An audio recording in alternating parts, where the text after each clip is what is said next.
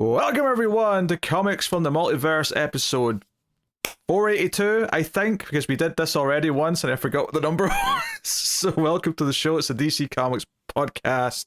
We almost had tech issues ruin a show for a second week in a row, but alas, no fears, we're here. Say something, Matt. Yeah. No, just we're here. I ain't going nowhere. Unless I get mad and destroy my router. And then I won't be able to communicate. Yeah. So, hopefully Matt's Wi-Fi holds up because it was getting a bit spotty there in between things. All the money I pay to my cable company, that's all I ask for is it to work. That's all. I give them money, it's transactional, and it works less than it does, or it doesn't work more than it does work. Oh, it's frustrating. Anyway, this is DC Comics podcast, and I'm about to tell you what we're reviewing today. Although it's a little bit of a big list, and it's just to explain something before we get into it. Obviously, we missed an episode last week. Unfortunately, we did actually already record some of those reviews. We because we knew we were going to sprinkle them in throughout these rest of these episodes this month. We knew that if we sat down to do like 13 to 15 issue episodes, we'd be miserable because that's really, really long. So we recorded some of them in advance. I'll be editing some of them in. So anyway, just keep that in mind in case you see your shirts change at one point later in the episode. But here's what we're going to talk about today. We have Batman 162, Action Comics 1092, Green Lantern Corps 10, Batman and Robin 27, Batman Dark Patterns issue 12. Matt did still read Supergirl issue 7, so he'll talk about that. We got Mr. Terrific Year 1 issue 6, Batman Gotham by Gaslight, A League for Justice issue 5, Superman The Kryptonite Spectrum issue 3, which rounds out this week's books, but we'll also have DC KO Knightfight issue 1, Absolute Superman issue 13, and we'll be talking about Harley and Ivy Life and Crime issue 1, which was the patrons' vote winner for the month. So that's all coming on today's shows. I also have Patreon books to fit in over the next couple of weeks, so there'll be hefty episodes for the rest of this month as we kind of slot in a lot of these week one books. But yeah, that's what's happening. So you're welcome, I guess. So yes, welcome to the show, everyone. It's one of those things. And I'll just mention it now. There was one bit of news this week. I know I don't usually do this right up front, but just to mention it here in the list of books, if you were looking for, where's the Flash Fantastic Four crossover issue? Well, we didn't know that existed until I went looking for news like 5 minutes ago. So sorry, the list of books is too big. There's no way we were going to go and read that and come back and talk about it. I don't even know if I have much intention of reading it at all, especially since the first one they put out was like physical exclusive and we couldn't even do it at the time anyway. So yeah, but just to mention, that did go up on for free on DC Infinite, whilst the Thor Shazam crossover went up on Marvel Unlimited. I don't know if that was also free access or if you had to have an actual subscription, but that was also there. So oh boy, yeah, I love the business acumen. Yep. So they're doing it. It's almost like the first couple issues, the Batman Deadpool ones, were meant to explore or promote physical stores, and now these ones are there to promote their subscription online digital services. Sure, I don't know. Yeah. It's making it a bit of a nightmare to follow it all, to be honest, and I don't really feel like I care to chase them all down because I wasn't even that excited by the prospect of these crossovers anyway to begin with. No, that said, the Thor Shazam was written by Al Ewing, so that might have been fun to read, but I'm not downloading Marvel Unlimited. I'm just not. So, Yeah, I love how you sounded a little bit digitized when you said that. But we said you had internet issues, so at least people know why it's happening. Yes, we are. Actually, guys, I got the Brainiac virus. So, here we go. All hail to Kalu. Oh, I suppose that's the other news. I didn't put this down, but there was a confirmation this week that Brainiac's going to be the villain in the next movie. So, I mean, we all expected it to be Brainiac, but, Yeah. Confirmation's a thing, so that's nice. Anyway, we got a lot of books today, so I'm not going to dilly-dally. I will say, though, we have to do the Kindle rankings, formerly known as the ComiXology Top 10, so we'll get that out of the way before we can get into the books. So this is looking at the rankings for the books that came out this week, specifically, as of now, on the Kindle store, which that's the usual Saturday record time for anyone curious, because obviously these in theory could change a little bit by the time you look at them, if you look at them later. But Matt, you got a guess for number one? I'm gonna guess Batman 162. Hatoosh is a hit. It's number one. Why, guys? Just stop. just stop. Yes, yeah. Matt sent me a message yesterday. Said, "Are we still doing Hatoosh?" And I responded earnestly, "Yes, we are." Uh-huh. I left it for last. And I was hoping Pete was going to go, no, we've moved on past that. The Fraction one, where we'll be good. We're 3 issues into that. You also got paranoid when, just before the show, when you got really worried I hadn't read it, and I just played a practical joke on you and made you read it. Yep. Which has happened before, guys. There's reason that I keep my guard up. I don't think that's exactly how it went down. I just chose not to read something last minute. That's not quite the same as a practical joke. Mm-hmm. Yeah, we'll get when you go to intro Batman 162. You're like, yeah, and Matt, take it away. Because I have trust issues. All right, so that's number one. Number 2 is Transformers 26. Number 3 is Ultimate Wolverine. Number 4 is Event Horizon Dark Descent. Yeah, I guess people liked the hell is that? It's a Christian Ward book, so I mean, good creator. I think that movie's extremely overrated, though, so you're not going to see me running out to grab this. People are like, it's Hellraiser in space. Yeah, but Hellraiser's better, and other space movies are better. So Paul W.S. Anderson sucks, and I will not go back on that opinion. Thank you very much. Number 5 is Rogue Storm. Number 6 is Action Comics. 7 is Fantastic Four. 8 is Iron and Fist. 9 is Sinister 6. Sinister's 6. There's an apostrophe in there. And then number 10 is Batman and Robin to round out the top 10. Did you say Iron and Fist? I did, yes. What the hell is that? It looks like Iron Fist is in an Iron Man suit, maybe. Is what it looks like based on the cover. No, this says Iron and Frost. Not Iron and Fist. Iron and Frost. Oh, apologies. Yeah. I'm just making up my own but still, titles. it does look like Iron Fist in a Iron Man armor, so I would understand why you would say that. Oh no, that's Tony Stark with the Emma Stone. Hey, Emma Frost powers. Wow. Okay, fair enough. I guess my brain was just substituting words because I didn't really know what to make sense of it. But yeah, that's the thing that's there. Interestingly, other DC books. Number 11 is the Batman Static Beyond book. Number 12 is Green Lantern Corps. Aquaman's at 13. Dark Patterns is at 14. So yeah, a lot of DC sort of in the teens there. Kryptonite Spectrum's at 17. Gaslight is at 19. Supergirl's at 20. Terrific's at 22. So I mean, they're all kind of spread out in the top 25 pretty much. But yeah, a lot of interesting Event Horizon and Transformers. So not all Marvel and DC in the top 10. Marvel do dominate a little bit, but there is 3 DC books there. Unfortunately, the one that's the highest is easily the weakest, or one of the weakest books that DC put out. But that's neither here nor there. That's not dilly-dally on it. So hey, there you go. That is the Kindle rankings for the week. So we're just going to get straight into it.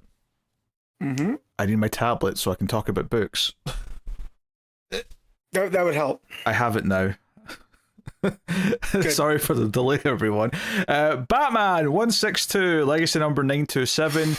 Jeph Loeb writing with Jim Lee on the art. Jim, this is a book for... I was gonna say. What are you gonna say? Jim, I ain't no AI Lee. They give him a positive bit of Let press. him just keep co-publishing and being like really cool in the office and being like a cool boss, and let's not have him draw Batman because it makes Jeph Loeb do stories from 2006. Also, I do think the art's a little inconsistent in this issue, which is wild given how delayed it is, but at a certain point he felt he had to rush to finish, I guess. Hey, Jim Lee is hand fighting AI. All right, give him a break. Yes, he's tired. He's over there John Wicking robots. Okay. No, he's over there Sarah Connoring robots. I think it's maybe the more apt. Yes. He's taking on that makes more sense. Yeah, the Terminator regime by himself. Yes, it's Jim Lee versus Skynet, and we're all rooting for Jim Lee. Let's go. Yep. This sucks so goddamn much. And from the second panel? Hold on, where's the panel? Where is the touche? The there second. Go on.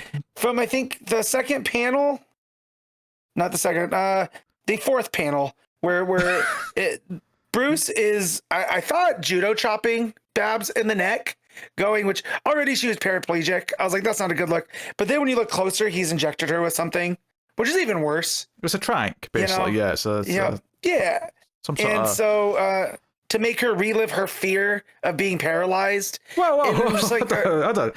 Hold on. I don't think that was the intent, to make her relive the fear. I think it was more just that was the knock. Like he was paralyzing her temporarily to get away from the Bat family, right? Like he's being, which is not to say I like it. I'm not defending this because I don't like it. Yeah, I just don't think his intention was to make her relive the fear. I think he's just acknowledging after he's done it that, oh, this probably makes her relive her scary day, and that's why in the second page, the 2-page layout, we get both Bab's scary day, which is Killing Joke, and Robin's scary day, which is lying with his dead parents at the circus. Yeah. So the unflying Graysons. It's so funny though, because I got to that page and I went, well, we've already done the perils in the alleyway. We got to do Babs and Dick's traumatic moments in life. And I really thought we were gonna get bloody Jason with the crowbar by the end, and we did not. So thanks for the restraint, Jeph.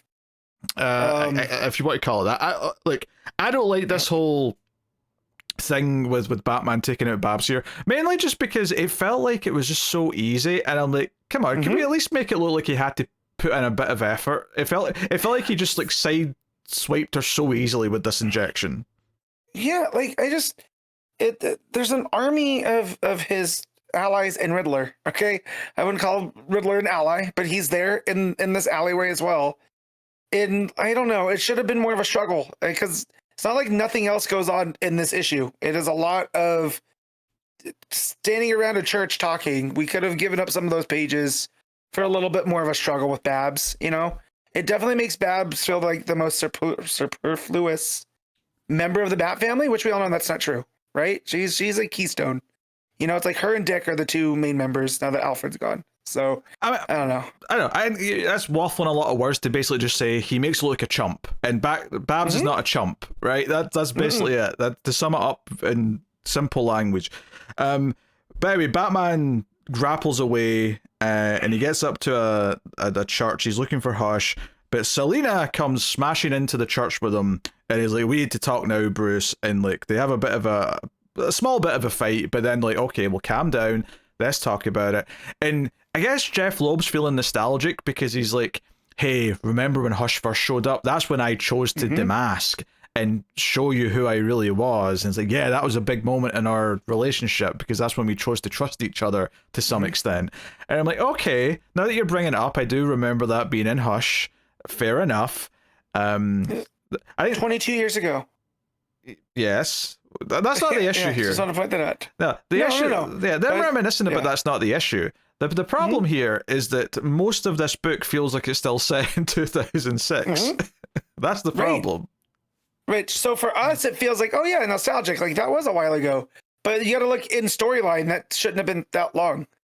You would think, right? So now it just seems like, I don't know.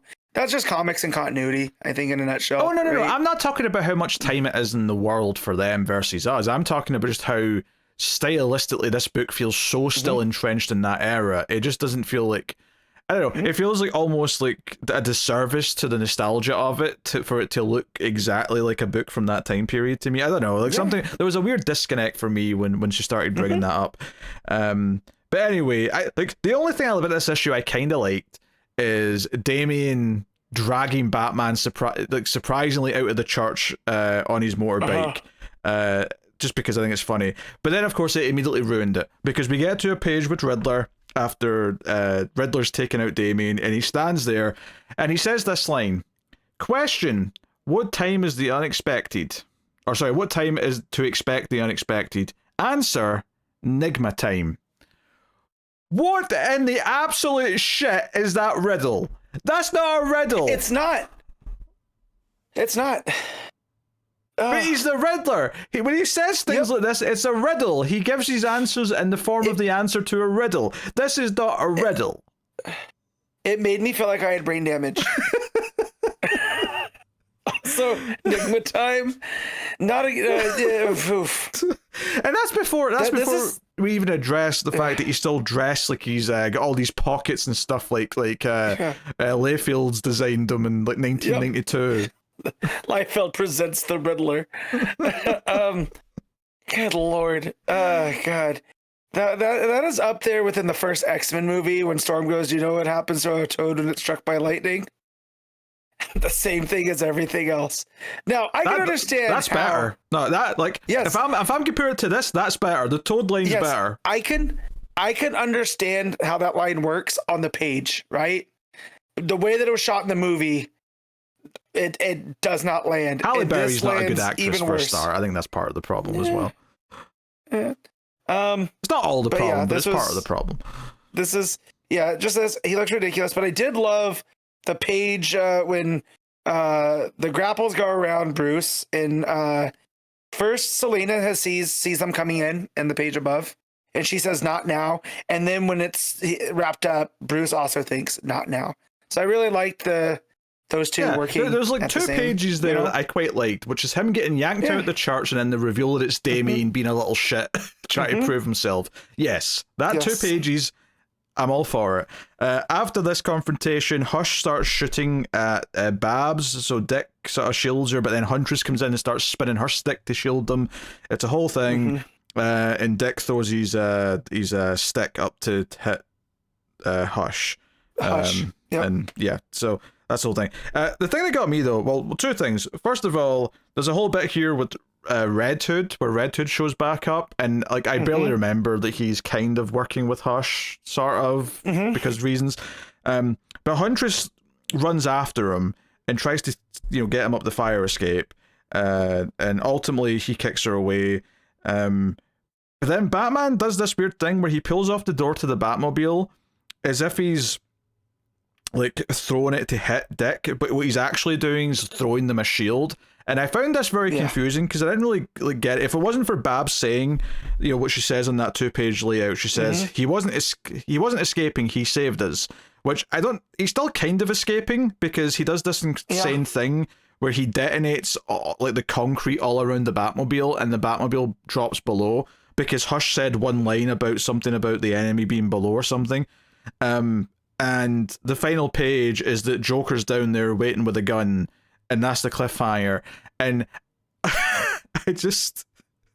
Also, it looks like Bane's down there as well, just based on one panel in that 2-page layout. This was for someone that's just had their jaw broken, too, Joker's looking okay. Sure. This is a great example of like a comic just going somewhere at the end where I just don't understand like why are they down there? What's happening? Just suddenly there's villains underground right where we're standing. It's not even like we're at somewhere prominent, really. Nope. I don't get it. I don't get why anything happens in the back half of this issue. Honestly, like all of it. I was so confused with so Jason brings the Batmobile, but Bruce knows that it's armed, like he can use it to blow explosives underneath. Everything is very convenient, you know, like story happens just because, and it's not like in a because Batman way where it needs to serve the story. No, it's more convoluted than that. It's way more convoluted. All to build up this page of Joker going, well, look who fell in the well. Which, if you read in the Mark Hamill voice, it kind of works, right? But it's like, I don't know. I want something a little bit more than that. Like, Batman just fell into the sewer. We're back to Joker now, I guess. And it's just so well, because I'm like, this isn't even like halfway through the story. This is the penultimate issue of the first half of the story. Because the second half is going to be, I don't know, a mini-series or something. I mean, I don't know what they're going to do, but... And in comparison to what we're reading in Batman right now, the Fraction book, it is so much better and so much of the story, makes sense. Yes, like Batman's not fighting his allies just because. Like you feel if there's a disagreement, like Fraction's written in just cause to the disagreement and whatnot. So that's the thing at the start of this issue is that, I mean, I'd kind of forgotten what the cliffhanger was because it had been like, 3 months since the last issue. But when this started, I was like, oh yeah, like he was sort of squaring off against the Bat family at the end of the last issue. And I don't like any of it because they all feel so angsty. It feels like, in current continuity especially, it feels like they're all in a much better, healthier place than this. And it just feels like, I mean, I don't think I ever wanted them to be this level of angst, but certainly there was a time or a place for it when that was just kind of the status quo, so at least it's consistent.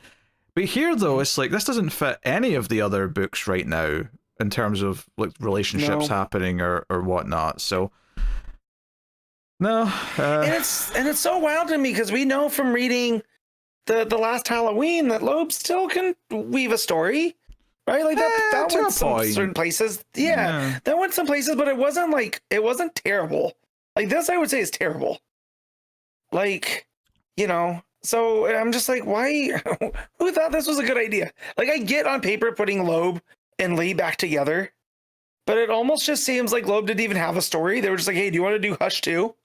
And he's like, sure. They're like, what's the story? He's like, I'll let you know. And he's doing it in the Stan Lee style, where he's, having the artist draw out the book first, and then he's adding dialogue to it. I just don't really like. What is the story of Hush 2 at this point? I mean, really, we're 5 issues in out of potentially 12 total, or at least 6 of this half, and I feel like, okay, there was obviously the one prominent thing that happened was that he was forced to like save the Joker's life, right? That was the one thing that I vividly remember from the rest of this story. And everything else has just kind of vaguely been, Hush is out there manipulating the pieces. But, like, what are the pieces? Like, could I tell you anything that happened in the last issue of this story? No. Not really. No. So, I don't know. And that's what he says. He goes, yeah, they're moving the pieces into place. And then Batman's like, but Tommy never played chess. Well, then what is he doing? Bruce, please enlighten me. Like, well, that should not be a reveal in an issue down the line. To be fair, he doesn't say he never played chess. He said it was never his game, implying that he wasn't good at it. So maybe he's gotten better at it. That's the point. I would guess so. Like, But yeah, this was a rough read. I'm glad I waited till last to read it, because it was painful. Yeah, it's convoluted. That's all I felt in the back half of the issue. And obviously Jim Lee can draw some good art, but like I said, there's definitely pages of this that felt a little bit more rushed, like a little bit more sketchy or flat than his normal pages do. And there's moments where it looks quite nice, but there't also moments where it just kind of feels like, I don't know, things are looking a little bit in the sketchy side, but I don't know. Bad times. All right then, rate Batman 162. 3.5. Damn. I'll say, do I want to go with a 3 or 4? I'm probably in that range. I'll say a 3. Yeah. I'm committing to the 3. I'm not going to be a coward and say 0.5. Yeah. I did, because I liked some of that stuff. I did not like Riddler, though. So, but, some of the other stuff. What time do you expect the unexpected? Nigma time. What the hell does that mean? It's so bad. It's a lot like a lot of this brain rot that the youth are doing, where they like it because it doesn't make sense. But I know that's not what Loeb's doing. So it's just, I feel like, I don't know. It's not a good punchline at all. Action Comics 1092, Mark Waid writing with Cian Tormey on the art.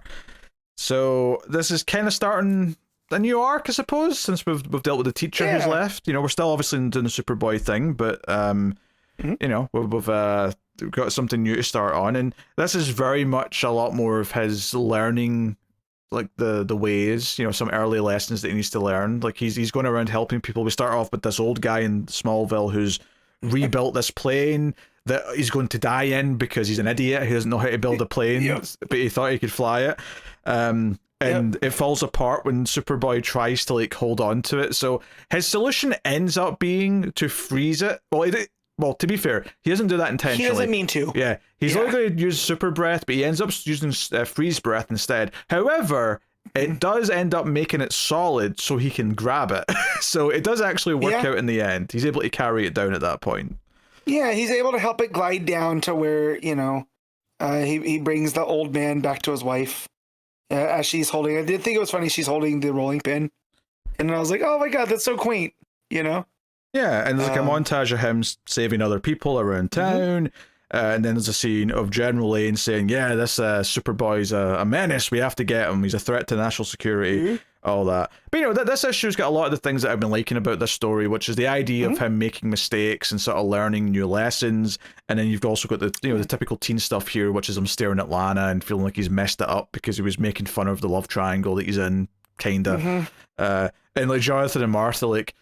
Well, the parenting books didn't cover how to like tell your child about their own love triangle where they're both of the men in the triangle. So what do we do? The panel of him walking away from mom and pa going, I'm in a love triangle with two people. This sucks. God, it's such a that's gonna be his whole life. Because then when he goes to Metropolis and with Lois, right? There's that early vibe with that too. So it's just like, hey kid, get used to it. I thought that was real funny. Yeah. And he sees her walking with another boy, so he's upset about that. But he promises Pete that they'll hang out again because, funnily enough, he's not had much time to just hang out with Pete since he started going about saving people. But again, he's like flying around the world. He's in Indonesia, Central City, so on and so on. And he's saving people, and he's basically saying that he's starting to feel really alienated as Clark Kent. Like, it's like he can't really reveal who he is. He's hiding from Pete more. It feels like that's the lie that he's living in. He's not really healthily giving that part of his life enough of its attention. So he's receding into Superboy more. However, he has an incident here which kind of shakes him up a little bit in that side of things, where he goes to save a woman who's about to be hit with a truck. And he does save her, but it turns out she's blind and she gets so scared by being grabbed because she never realized she was about to be hit, that she's freaking out and saying, you know, you're the devil, don't touch me. And the entire crowd that were around start yelling at him and saying, how could you do that to a blind woman? And we know he did nothing wrong, but they all hate him for it. And he flies off thinking, wait, one mistake, that's all it took for everyone to turn on me. That's all it's going to take if I'm not perfect 100% of the time. So, you know, he's in this place where it's like, oh, he was tempted by the allure of how good it feels to be Superboy, but he's learning that that's not going to always be like happy. It's not always going to be just like praise all the time. There's going to be situations where people do treat him badly or think that he's the bad guy or not understand that a choice that he's made, kind of thing. Yeah, it's the first time too, and I also feel like it's his first time like with a big city, kind of, right? It's almost like that Spider-Man thing where people are complaining about Spider-Man, and then but you know, when the time comes, they all will unite around him, right? He's still in that part where people are, you know, still getting used to him, and the people in the big city are going to have all different opinions, right? It's not that quaint small town kind of thing. Superboy, it's a kind of like, well, what do you want? Why did he do this? Who are you? There's a lot more cynicism that comes with the big city. And the fact that he can hear all of it too, right? Because of his super hearing and all of this, you know, he's just got to learn to block it out. Yeah, I mean, it's not his first time in a big city, because I mean, literally in the montage on the page before, he's in like Central City, which I've always thought of as a big city. Yeah, when I say big city, I'm talking like the big, like again, the like kind of the New York of it all. You know how like people from those big cities, there's just a different attitude around it. You know, that's why I compared it to Spider-Man, because you get that in a lot of those Spider-Man stories. The people that, you know, just straight up listen to J. Jonah Jameson, you know, and think that Spider-Man's not just a friendly neighborhood Spider-Man and all of that. No, I get what you're saying. Like I just don't think it's specifically because it's a big... Because I think he's been in big cities helping people, because he's been in Metropolis before, which is where this happens. I think it's just a case of...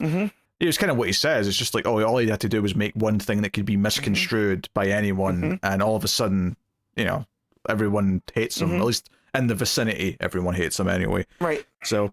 but when he gets back to Smallville, though, the next part of the story is that Lane's there basically demanding from the crowd that they give up Superboy, because they've figured out, his scientists have figured out that whoever he is seems to always concentrate around Smallville. Like, he always flies back in this general direction, that kind of thing. They've triangulated.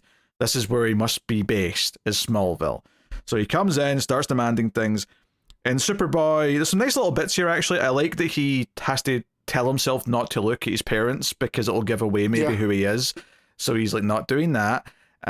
He tries to de-escalate and talk to Sam Lane, kind of calm, and say, hey, let's, you know, deal with this peacefully. There's no reason to terrorize the people of the town. And then the heartwarming part, that comes into it, and this is funny because it happened in Absolute Superman just a couple issues ago. Yeah. Is this idea that the people of Smallville all step up and say, "Leave the kid alone. He saved my husband," or "Leave him alone. He saved this person. He saved me. He did this for us." And they all just kind of stand in front of him and like fold their arms and say, "You have to go through us," generally. And so Superboy says, "Hey, can we just go have a chat?" And they go to a diner and talk. And Superboy has to pretend to be confident when he's not. He's actually scared shitless the whole time. But he's like, "Hey, I will never kill anyone. I'll never be a weapon, but I will occasionally work with you because I do care about protecting the country." Yada, yada. And Sam Lane, at least for now, agrees with this. I will say the only thing in this issue I didn't like is him saying, "You remind me of my daughter," just because it's poking at the connections that I just wish weren't there yet, Yeah, too cute by half. Right? It's too cute. Like I get why you pick Sam Lane for this role because it is related to Lois, but I almost wish it wasn't him. I wish it was just someone else. No, yeah, that makes sense, but it also goes with the dynamic of Sam Lane and Superman. Like this has been a thorn in Clark's side, and I feel like where the story's going to go is about why he doesn't necessarily always work with the government. Right, like why? No, that's fine. That's fine, but that's nothing to do with what I'm saying, though. I'm saying that I don't like that when he meets Lois, he's already got a connection to her through interacting with her dad. I don't like that connection being there, like in period. So I just wish this was someone. It can be another general, someone else to make the same point. I just don't think this is. I don't like this choice. It's too cute. It's too. Everyone's related to a Skywalker or a Palpatine, right? It's too much of that. Yeah. I get it. I just like it just because it makes that, Sam Lane's been a thorn in Clark's side for forever, so it's just that reminder, regardless of the connection with Lois or whatever. Yeah, but you can do that after he meets Lois. You can do that in the future. Yeah. I don't know. It doesn't bother me. That one doesn't bother me as some of the other too cute by half stuff. Like the whole, him getting the Superboy name because a guy for the Daily Planet. Oh, my niece. Yeah. Whatever. Like that one I had more of an issue with than this one. Well, that one's although we didn't need him to say it.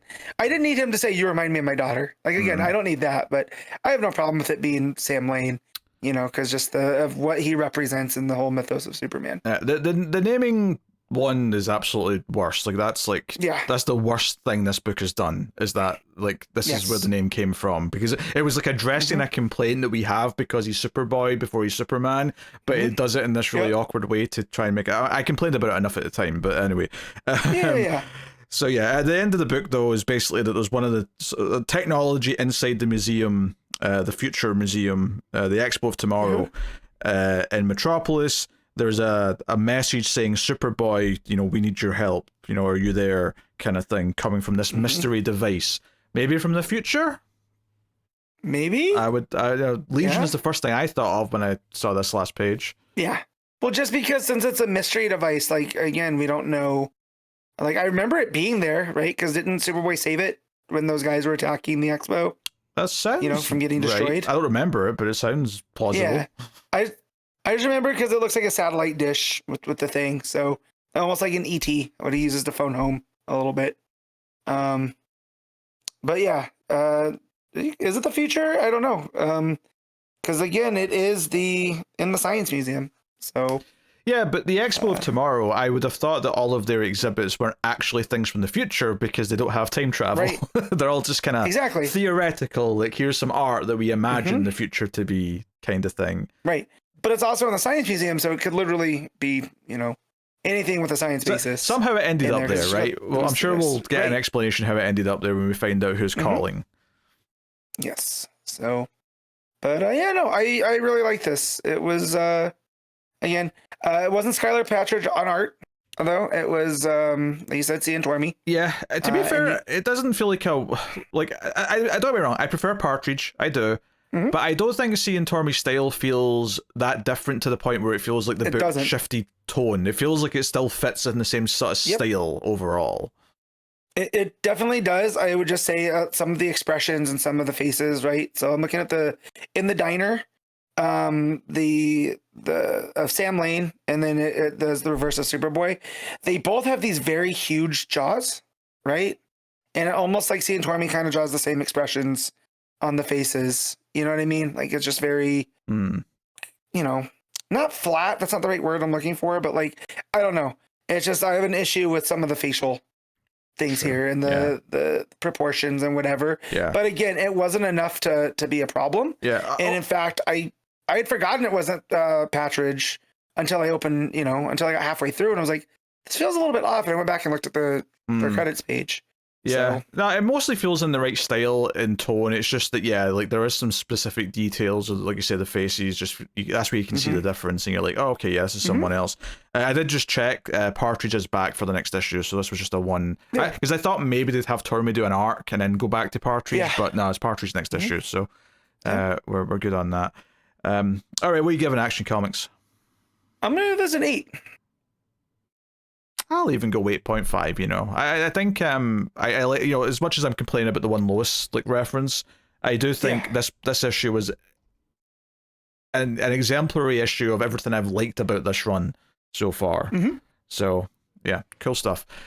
All right, Green Lantern Corps issue 10, legacy number 113, Morgan Hampton writing solo this time, and 4 artists. I didn't write them all down because there was 4 of them, which is going to be my this is a book of 2 stories here, right? Because on the one hand, I actually quite like all the story in this issue. I like everything it sets up. I like what it's doing with the characters. And then the art. What the hell happened here? Why is there so many artists? And not even just that. Why is it's not like the first 6 pages are one artist and then the next 4 pages are another artist. No, it goes back and forth, but there's no because normally when that happens, it's like, oh, there's maybe someone's dreaming, so all the stuff in the real world's one artist, everything in the dreams the other artist kind of thing. It's nothing like that. It's just almost, because there's one artist in here that I do actually quite like. Obviously, it's too sloppy all over the place because there's 4 artists, but there is one artist in here that I do think does really good pages, and it's mostly stuff near the end, but there's one random page in the middle, just on its own with that artist, because I remember thinking, oh, that's a good page, we'll switch to someone good at least. And then the very next page, it went back to someone else or to a new artist. And I'm like, wait, why is this so all over the place? Yeah. To the point where some of these different artists draw one particular alien character so differently that I didn't realize it was meant to be the same character until the end when it was mentioned by name to be the same character. And I went, oh, that's just the art so goddamn inconsistent. I didn't realize that was meant to be the same alien. Okay. So... yeah, I assume you have some similar feelings on the art, Matt. Oh no, for sure. It almost feels like they took a lottery on the pages and they kind of just spread them out. Because you're right, I would expect all of John's story to be one artist, right? That artist worked on all of those, and that's usually how it breaks down. Not this time though, and it would have been easy to do that because we do get a split. We get the newer Lanterns that we've met through the course of these, right? The little lion guy and Kelly. Aya and the Tamaranian doing a boot camp style thing. Yeah, that's definitely a separate subplot for the most part. But the stuff with John does intermingle with the other Lanterns a fair bit. But the thing is, though, it's not we just only have 2 artists. Though we have 4 artists, so it's kind of strange. Just to read them out here, we have Ig Guara. I would say IG Guara. We got Fernando Passarin, we got Will Conrad, and Auclair Albert. Passarin's probably the pages that I like, if I was to guess. But actually, that first page I think is the artist I like because that looks pretty solid, and I like the inks, I like the facial expressions. This is John and his kind of wife character traveling towards Oa. I think that looks great. And then you go to maybe not the next page because the next page has not got any people on it, but the page with Kilowog 2 pages later with the kids is so cartoony and everything's so angular. It's completely different stylistically to that first page. It's the art is all over the place in this issue, all over the place. But to move on from that though, so we have 2 plots going here, which is John coming back to Oa. This is the John that split from so they split in 2, and this is the one that meant to live the married life and all that and live a peaceful life, and he's been called in by the ring with his mum's essence in it. Surely. I'm kind of upset that the John that we got to know and love is gone, and now we have this guy who is still John Stewart, but he's not our John Stewart. You know what I mean? Which again, storytelling, all that type of stuff. Yeah, so he's coming in. It's not a real issue. We have the young characters, or the noobs, being trained by Kilowog, which is, as you said, Kelly, Aya, is it Bamf is the... Narf? Narf, that's the Narf one. is Narf. something like that. Let me find his name. And then, it is Narf. There you go. And then the Tamaranian are being trained by Kilowog. And I kind of like that, we've established all these noobs that can get this type of story. It's kind of cool seeing them all together. And Kilowog takes the rings from them and says, you have to do this test without your rings. And they're like, what? No! And then we see there's a meeting in the Great Hall where Jess is losing her shit because the representatives of each corps are all like fighting about various like squabbles and issues that don't matter very much. And that's when Helly, who of course is John's construct sister, who's a Blue Lantern now, realizes that John's here and flies off to go and greet him.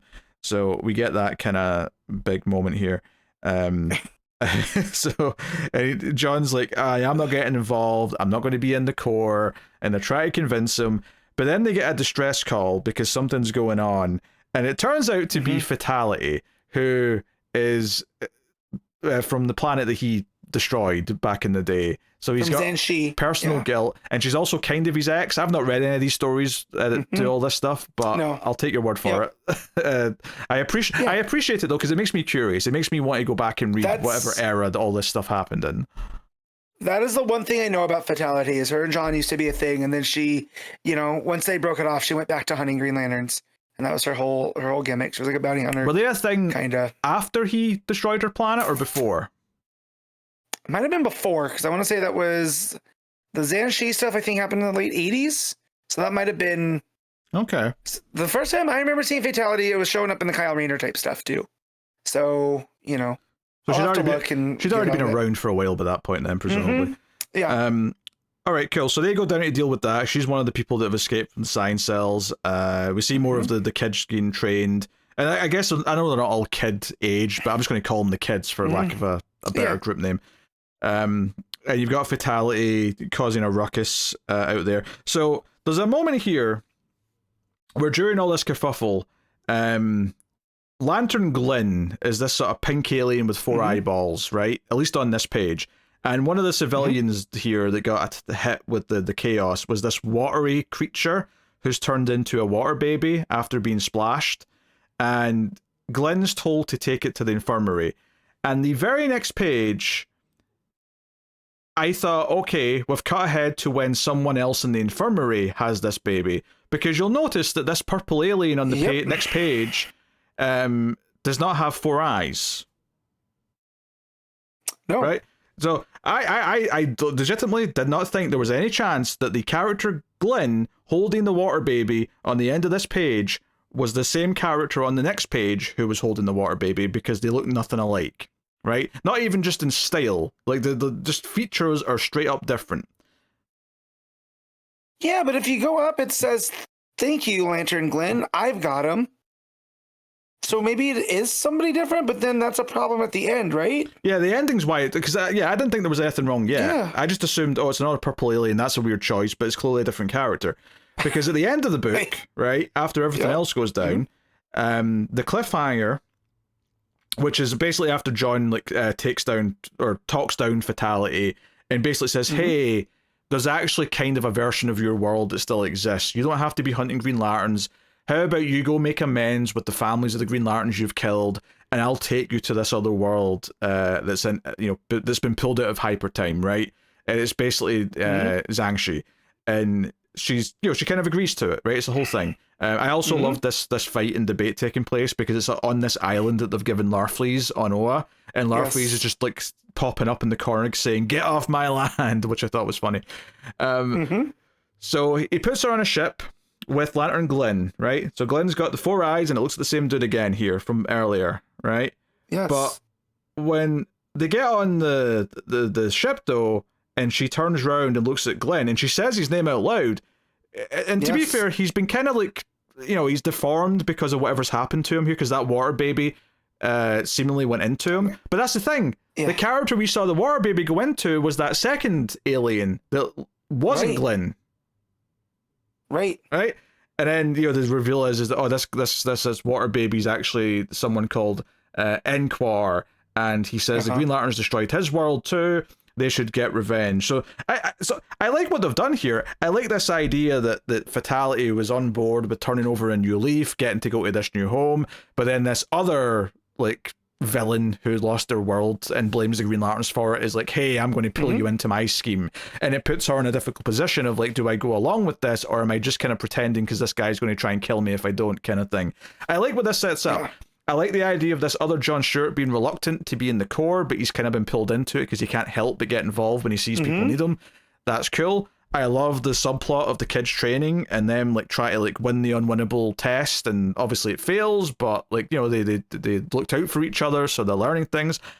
I like all the things this is doing. I love that it's keeping the supporting cast going, right? I love that we've got this little team of young characters now. And I like this thing that it sets up at the end. But goddamn, was I confused by the art. And like because this corpse that's Glenn, that she calls Glenn at the end, that the water baby came out, looks like the alien from the page after Glenn. But this has to be the same alien as the one that the water baby went into, because that makes sense, right? The water baby absorbed into him, and then it's left his body on this ship, and now he looks like a mummy or something. But he still only has the two eyes, you know, or the two eye holes in this case, more accurately. So, yeah, the only way I can read that previous page where he said, yeah, thank you, Lantern Glenn, is I have to assume that he was being sarcastic and speaking in the third person, as if he's annoyed that he was told to go do this. That's the only way I can read that page now. No, for sure. And the water guy looks completely different too, right? Like by the time he's absorbed Lantern Glenn's stuff, he's a lot bigger too. Oh yeah, I mean, we've seen him go from like human size to baby size to this size. I have to assume that he just changes. That's part of his gimmick. That's fine. Yeah. But I'm just wondering if there was a miscommunication between the artists here. Yeah, because the design of Glenn is so different depending on what page you're on.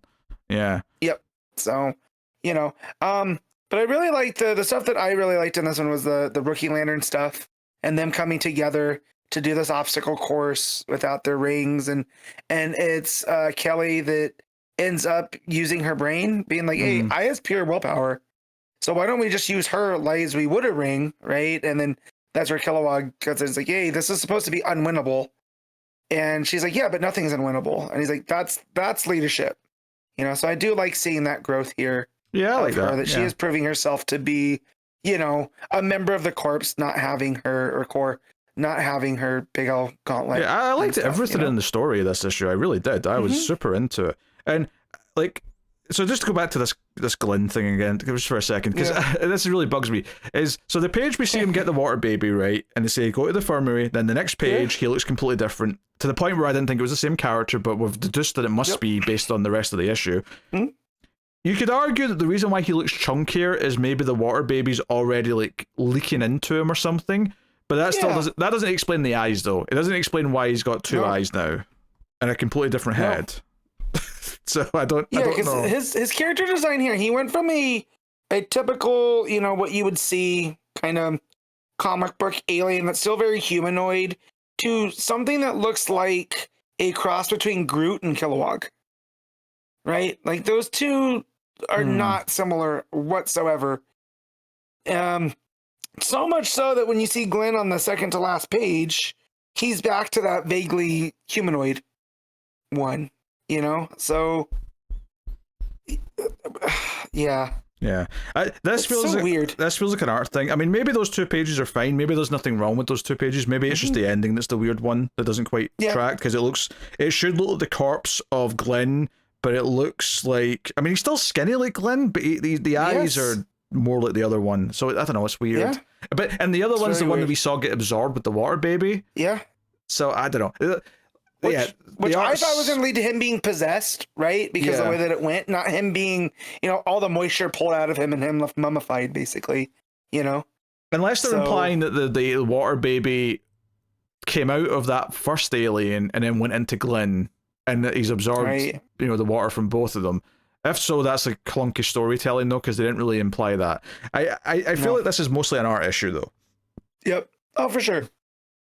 Because it's one thing because to say if the art that, was consistent across, we would know who Glenn was, and then the whole time. Because it's one thing to say, oh, I don't like how this looks, or it looks messy, or it looks like poor in terms of expressions, but it's another thing when it's actually making something confusing that shouldn't be confusing, and that feels like what's happening here. So yeah, very, very weird here. Not really sure how to make of that. And it's a shame because I actually really like the story of this. I like where they're setting up, what they're doing. I hope that the rest of this arc has a more consistent art style, or maybe it gets down to maybe 2 artists that can alternate in a more sensible way, because the way this is structured right now is just, because that art change, from when they gets the water baby to the infirmary, right? That page change there is so like stark, because it's like this very detailed, heavy inked page that's very, very, very particular.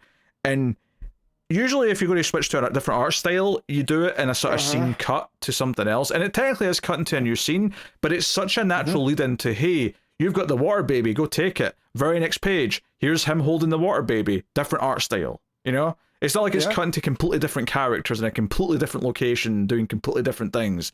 It's like just leading straight into it, so it feels like such an awkward transition. So yeah, this is a weird one where like the story alone I'd be rating whatever number, but like the art's going to drag it down more than bad art normally drags it down. This is so inconsistent and messy to read from an art perspective that it's going to really hamper the score for me, even though I like what the story is. So no, yeah, I agree. Weird. What are you giving Green Lantern Corps? I'm gonna give this a 6.5.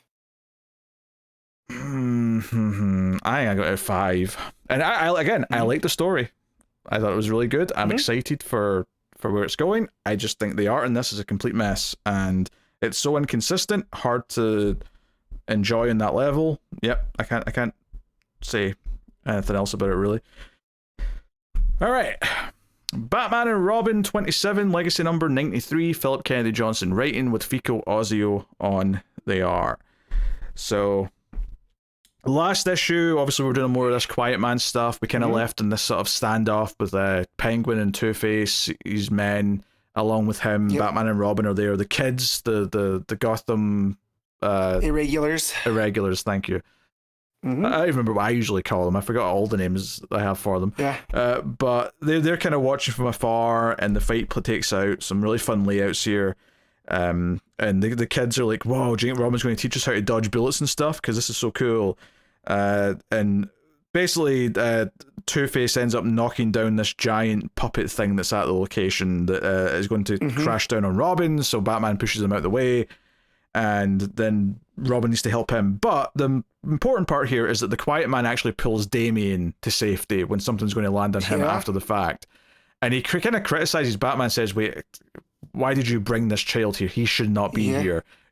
Anything that happens to him is on you, and kind of, lays into him for it before he gets away. So I like that, showing that the Quiet Man isn't just he's very good at killing people, but he's not just a mindless psychopath. He's very much going after people who he believes deserve of it, Yeah, he's a man of principle, is that he's someone that lost his son, and now you can see that he's motivated to, no one else has to.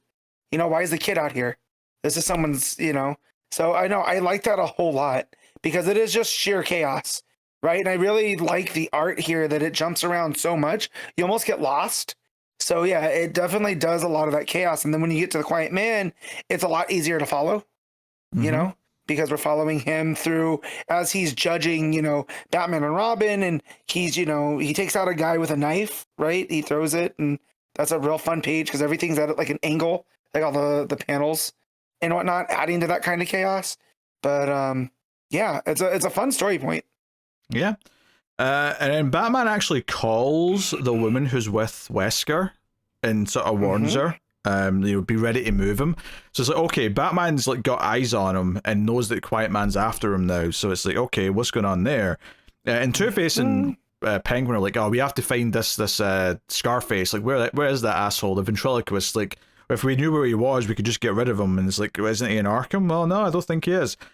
So Batman kind of reveals that what he thinks he knows about the Quiet Man, and like, yeah, there was this like shootout where a bunch of people from two gangs got killed. It was Falcone's men, and then the other gang was Scarface's men.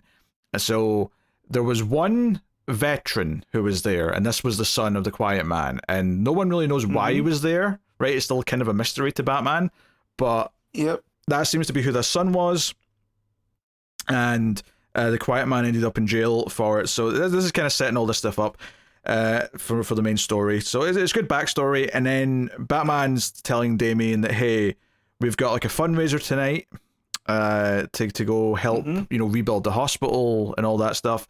And I invited some people here because we're going to be doing interviews all night. So I invited someone from like an outlet that would be good to spread the story.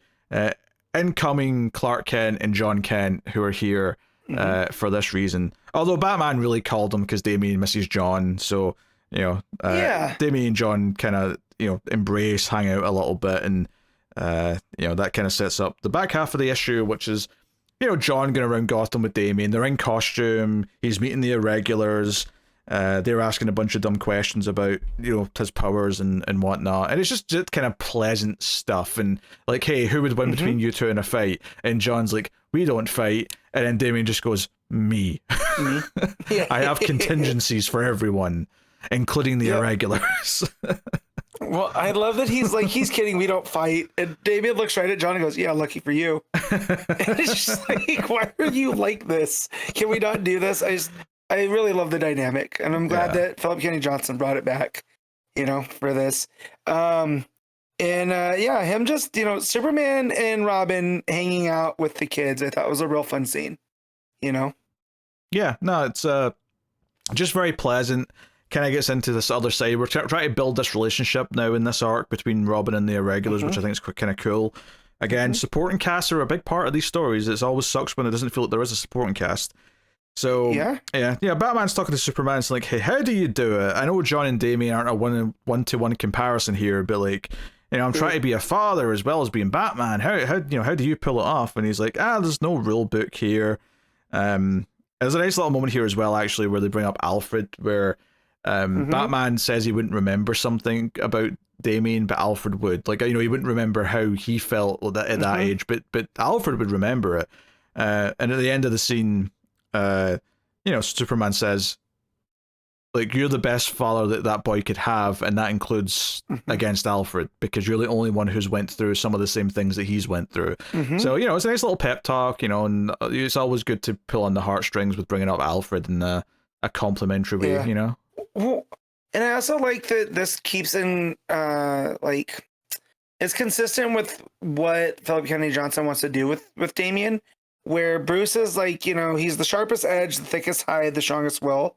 But he's also, when he thinks someone's watching it, he's the one that takes it the hardest. When we fail, when someone gets hurt, there's a wounded animal he can't save, right? Damian feels everything at 100%. And that's so different than not even just the other Robins, but even Bruce, right? And so I do like that it seems to be this thing where Bruce is like, I really don't know how to handle this, and Superman reassures him, like, you'll be fine. You had a good teacher, with Alfred. It's an interesting little character detail that he's developing here, because like Damian, maybe it's also almost the idea that because he was trained to, under this guise of you will always win, the idea that failure hurts him more than anyone else, because he never, whereas everyone else accepts that they might fail, so when it happens it'll hurt, but it won't hurt as much because they accept that failure is an option, or that it's a possibility. With Damian, it's like, no, he's been taught by the League and by Talia and Raz, like, failure is not an option, so he's still kind of like almost a little bit of a slave to that programming that they've put into him, even though he's overcome a lot of the things via Batman's teachings. It's still his flaw is almost like he cares too much. He puts everything into it all, just the Clark looking over at Bruce and being like, Alfred would have remembered, but you'll get there. Like, stop comparing yourself there, and it just shows their friendship. I also like that when we get Clark and Bruce, not just Superman and Batman. Yeah. But, them on this level.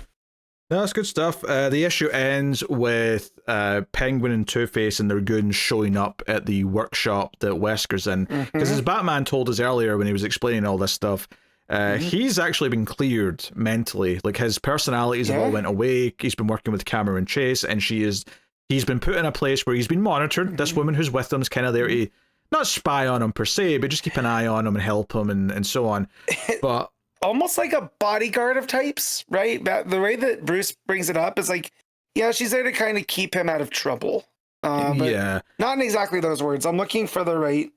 He also says that like, we have to protect him. Like, that's the way he phrases it, which is an interesting thing. He's like, that's what it was. You know, he's like, hey, it's not because, I mean, maybe he does think that there's a chance, like, oh, the personalities could come back and maybe it'll be a problem someday, but it feels like his instinct here is not to assume that, and it's to assume that we have to protect him, because there's a lot of people in the Gotham underworld who would want to come after him because of who he was before. Yes, because of Scarface. Yeah, so, and he likes woodworking, so he's been doing that. But hey, Penguin actually gets an anonymous letter, which is actually what tips them off as to where he is, which, that's a good question, is who sent that letter? Who told them? My guess, do you have a guess? I don't have a guess, nah. Oh no, it's Scarface. Scarface ain't gone. Scarface just got better at hiding. Oh, okay, all right, I like that. And so Scarface has independently from Wesker, right? Like, split personality, kind of, you know, James McAvoy in Split, has written this letter because he wants to be let loose. He's kept chained up, right, in Wesker's mind. That's a good guess. I think that's a really good guess. It does throw an interesting wrench into the whole we have to protect him angle, because it means that he isn't just innocent anymore. That's a bit more complex than that now. I do like that guess, though. I think you're onto something there. But regardless, though, the issue ends with them pointing a gun at his head. So that's kind of where we leave off. And then Two-Face and Penguin want him, though, because they want to just, like, give him over to the Quiet Man, because, like, the Quiet Man's, like, killing all other men. It's getting inconvenient. It's getting expensive and inconvenient. I do love that. I do love anytime we get Harvey and Oswald together, and they're so opposite, but they're such a good pairing, probably because they're so opposite, you know, and they both agree, like, no, we're handing him over. This is too much of a headache for us. We actually had nothing to do with this. It was all Scarface here. Let him deal with it. And then, just that panel on the last page, the top one, with the two goons and those two. I just like the way that we get all of Two-Face's, the Two-Face side of him. Like, we don't even really see the Harvey side here. I think that's a fun art choice. But and I like the red coloring on that last panel with the gun point that you said. It's a really nice touch. No, it's all good stuff. I think the art throughout is very good. Fico Ossio has been very consistent on the book.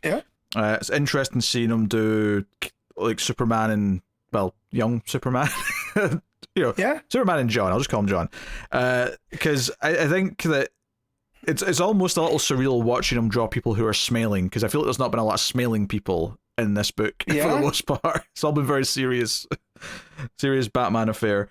But some good stuff in here, though. A lot of the action at the start, has a lot of angled panels and things like that, to sort of give this sense of everything that's falling down and all the chaos. And then once we get into the dialogue and things like that, it's a bit more straightforward with the rectangles and traditional boxes, and and because everything's got kind of the color palette is very seeped in, like, blues and purples and all that. So Robin's outfit does stick out as well, but so does the Superman S in that. Once we see them wearing that really pops, and the art style. Well, I also like how reserved the reds are until you really need them. Like, even then, on the page where Batman's telling Robin what he thinks the backstory is, all those are done in that red that was still in the last arc with Memento. They kind of have that red tinge to them. And then, like you said, with Superboy and Robin, the red sticks out there. And then the private investigator that's protecting Wesker, she's wearing a red shirt, So there's just this sense of red throughout that kind of permeates everything else. It's very muted, though, real nice, on her shirt. I think because that red that's on the last panel, that's the whole panel's that colored this sort of really strong red. That's different to the flashback tint from earlier on. It's a lot stronger, and I think that's intentional as well. So Yeah, all right, we giving Batman and Robin. I'm giving this a 9. I know that seems like really high, but I thoroughly enjoyed this issue. It's very good. I don't know if do I want to go that high? I think I'll go 8.5. I don't think I want to go straight to the 9, but it is very good. Like, I'm having a good time with it. So, excellent stuff. Batman Dark Patterns issue 12. Dan Waters writing with Hayden Sherman on the art, and this is the finale of the story. It's really unfair to Jeph Loeb and Jim Lee that 2 other Batman books came out this week, and they are so much better in every single way. Well, if they'd put their book out when it was most supposed to come out, it might not have been on this week with those 2 books. True. Then again, there's good Batman books out almost every week, so maybe it wouldn't have helped all that much. Yeah, that's the one that's not like the other is that one, unlike the others. But yeah, oh man, I was so excited to read this. This is one of the ones that I just love. Oh yeah, it's been great. Obviously, this one kind of ties back in all the other arcs in this book together, where the journalist character was going around them all, and he kind of influenced the first 2 in some way. The third one, he didn't want Batman to get too suspicious, so he kind of stayed away from it. But he was very pleased when he saw that some fire, because he talks about the Scarface story, and he's like, I talked to that married couple and the wife, and I sort of put the idea of fire in her head. So when I saw in the news that she actually burned the building instead of giving it up to the cops, I was so pleased. I was like, yes, this guy's a nasty little freak, and I love his addition to the Batman lore. This child of fire, Nicky, whatever his name was. Dan Waters, just give him one of these maxi series. Let's let him keep doing stuff, I was thinking what other characters I would love to see him on. And of course, I'd love to see what Waters could do with Superman, but I would love an old, an elongated man mystery series out of him. That's in the style of Dark Patterns, where they're kind of all interconnected and we get Ralph and Sue, I think that would have been a lot of fun. But yeah, just the thoughts that I had when I finished reading this one. It kind of left me a little bit empty because I know it was the last Dark Patterns. Yeah, Harris is monologuing to the Doctor, who's also got tied up in a flame suit. So they're kind of... He's wearing... He put a skull mask on and was like, we'll see which one the fire chooses. And it was like, brother, you're gimmicking this. He's tied. He has no choice. Yeah. Oh. So he's explaining all this backstory stuff, and then we get this cool moment where you see almost like a bat silhouette in the smoke, but he's not really there, and Nicky Harris starts saying, hey, you start seeing things in the fire, you start to get delirious. So he continues talking about his backstory and just explaining everything, and all the rest of it, and how he didn't want to get too in Batman's face with leading them on to the third arc, the story about the section of the city where the old guy burned the body, but it turned out that because that body went up in flames, that was a signal to Batman to go in and check it out anyway. He couldn't have been more delighted. So, I guess you don't realize that fire plays some kind of a role in all of the stories to some extent that have happened in this book. So, yeah, he's basically saying, hey, it's going to be a great fire across Gotham. I've put fire bombs everywhere. It's going to be at London in 1666, blah, blah, blah, blah. And the police car that's driving Bullock, Gordon, and Firefly gets knocked over as some of the debris from one of these fires hits the truck. So Firefly gets to skedaddle because of that. But the big moment finally comes where you're kind of waiting for it for a good half the issue, where they're surrounded by smoke. They're in the stock exchange building. This is where all this is happening. Where Nicky's got the doctor tied up, the coroner, and eventually he's like, hey, yeah, it's almost like Batman's here. Look at the silhouettes on the smoke. You could reach out and touch it. And just as he says that, Batman's hand comes through the smoke and grabs him. That would have been such a good jump scare in a movie, right? Because he's setting you up the whole time. That's the way that the smoke's taking, and that this dude's crazy, so he sees the bat silhouette and everything. And then it's actually there. Because it didn't make me jump exactly, but I did be like, oh man, that's Batman's glove coming through there. He's really there. Yeah, so I just liked that was really cool. I just thought it was a good reveal. It was just a fun moment. Yeah. And Batman usually has good reveals where he shows up, so it's nice to have a new way of doing it. So he's basically narrating at this point about how much he's breathing in smoke and how he's in pain and how like this is not going to go well because he's not really in peak physical condition. And he ultimately has to like save the coroner character and run out, and like he gets separated with the bad guy when some debris comes down because the building's falling apart at this point. Yeah, because it's on fire. Yeah, and it's worth mentioning because all of this is all orange and yellows and stuff because of all the fire. The muted blues and grays of Batman's costume really kind of contrast it really nicely. Yeah. You know? So after he comes through, we get that cool big panel of Batman standing there in the smoke with the you know the bat symbols, is bright yellow and whatever. And then you turn the page, and as he's fighting, he's the darkest thing in that in those panels. So your eye instantly is drawn to Batman in that fight scene, and it's some really good stuff. Like Sherman is really working like the fighting poses and whatever. They're all very dynamic because I feel like the coloring's working to his favor.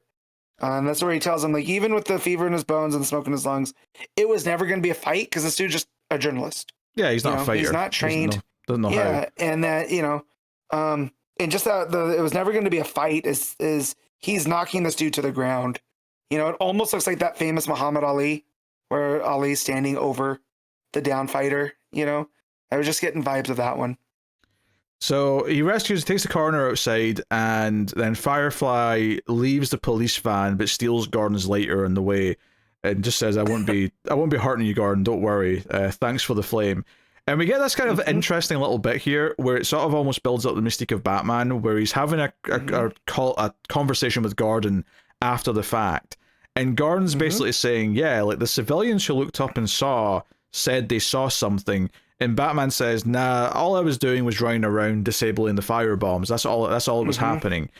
But like the mystique of Batman, apparently the legend is spread, or the people looked up, and we finally see what they thought they saw, which is the idea that Batman just got to the edge of the fire that was growing throughout the city, and he just stood up and put his hand out to say stop. And we get this like full page spread of him inside a bat symbol kind of like panel, and you see like the hand in the bottom part of the page, and the fire almost like gets scared and goes back. And it's just obviously he's saying that's not what happened, right? That's obviously not what happened. I'm not supernatural, right? I was just going around disabling fire bombs. But this is kind of like what everyone down below thought they saw, was Batman just scaring down a fire. Well, it's almost like too that it's the spirit of Gotham persevering, right? That Batman says, "No, Gotham's under my protection, fire. You back away." And it's very poetic here, and just him standing like this on the in the middle of that bat symbol on the edge of the building. It just looks like, again, poetic is the only word I can think of. Yeah, there's very little wording, like narration boxes. There's just one on the very bottom corner, and it makes for one of these like absolute great Batman moments. Yeah, and I love that it sets up before you even get to the page that he's saying, no, that's not what happened. Like, people are just like they're breathing in smoke, their minds are going places. This is just a figment of their imagination. Before you see it, because it builds up in your mind. You're like, wait, what did they think they saw exactly? And it's just something as simple as him just putting out his hand and being like, no, you will not pass. And the fire apparently backed down. So no, I like that, and I like the art on this page with him and Gordon, the coroner, as well. It's that classic noir thing with all the blinds making the lines of light across the pages. The shadows. So, and Batman says, you handled yourself reasonably last night, Dr. Sirica. And he's like, what does that mean? And Gordon's like, he just gave you a compliment. Lap it up. So so I love that too. Over the course of this, Bruce did not trust this doctor, and now over the 12 issues he's earned his trust. So he's like, yeah, he's a weird dude that spends too much time with dead bodies, but he, he's good at what he does, right? He's trustworthy. Well, he does go into like the backstory of why he left that previous job. Is like one of the bodies spontaneously combusted, even though he knows that's improbable, but there is like a dozen cases of it happening in the last 50 or 60 years. So, but basically that was what he get blamed for, even though he can't explain it. So he kind of mentions that. And then there's one page where the bad guy Harris goes back to his like hideout, and Firefly's waiting with a lighter to basically say, hey, you know, and the narration from I think it's the coroner who's narrating here. He's talking to Gordon. He's talking about how, you know, if two fires are there, sometimes they'll join up and make one big fire, but sometimes they'll end up fighting for the same oxygen and one will kill the other fire. And then you see, like, you know, it's implying that Firefly is going to kill this guy because there's only room for one fire-based villain in Gotham, and it's going to be Firefly. Yeah. So, oh my god, fun. I love it. Yeah. And then the final page is just him sitting there. It looks like he's sitting in gasoline too. You know, just like, I don't know if that's supposed to just be leaky water or whatever, but I don't know. It adds just a sense of danger to the rest of it, you know? But yeah. Yeah, and then the last page is just Batman diving through the city as the narration kind of finishes off by saying, fire can protect or destroy, blah, blah, blah. It can take any shape. Yeah, and it basically just says that, you know, Batman is the fire in Gotham City, or there's always a fire in Gotham City, and that's like, you know, blah, blah, blah. So it's just a nice sort of thematic point to end on. Yes, absolutely. And now Batman's that fire, right? You know, he's the one going through and changing things. Yes, yes. For now, it's taken the shape of a bat, and that's just how it is. God, it was so good. It's very good. It's very good stuff. You know, I think the Child of Fire is a creepy looking costume at the very least, and you know, like in some ways it's arguably the weakest of the 4 arcs if you really want to get nitpicky about it. But I probably like this issue out of the 3 the most. Yeah. Of this arc. You know, just because I feel like it kind of brings everything together. I like Batman's entrance and like that final moment where he puts his hand up on the roof, and the idea that at least the Gothamites think they saw that, and that sort of elevated the specter of the Batman like in the minds of everyone kind of thing. So it's neat. It's neat. Feels big, feels bold. It feels like a cool different take on Batman. And who knows, maybe he'll get to do a sequel at some point or something. You know, gives another Dan Waters Batman book.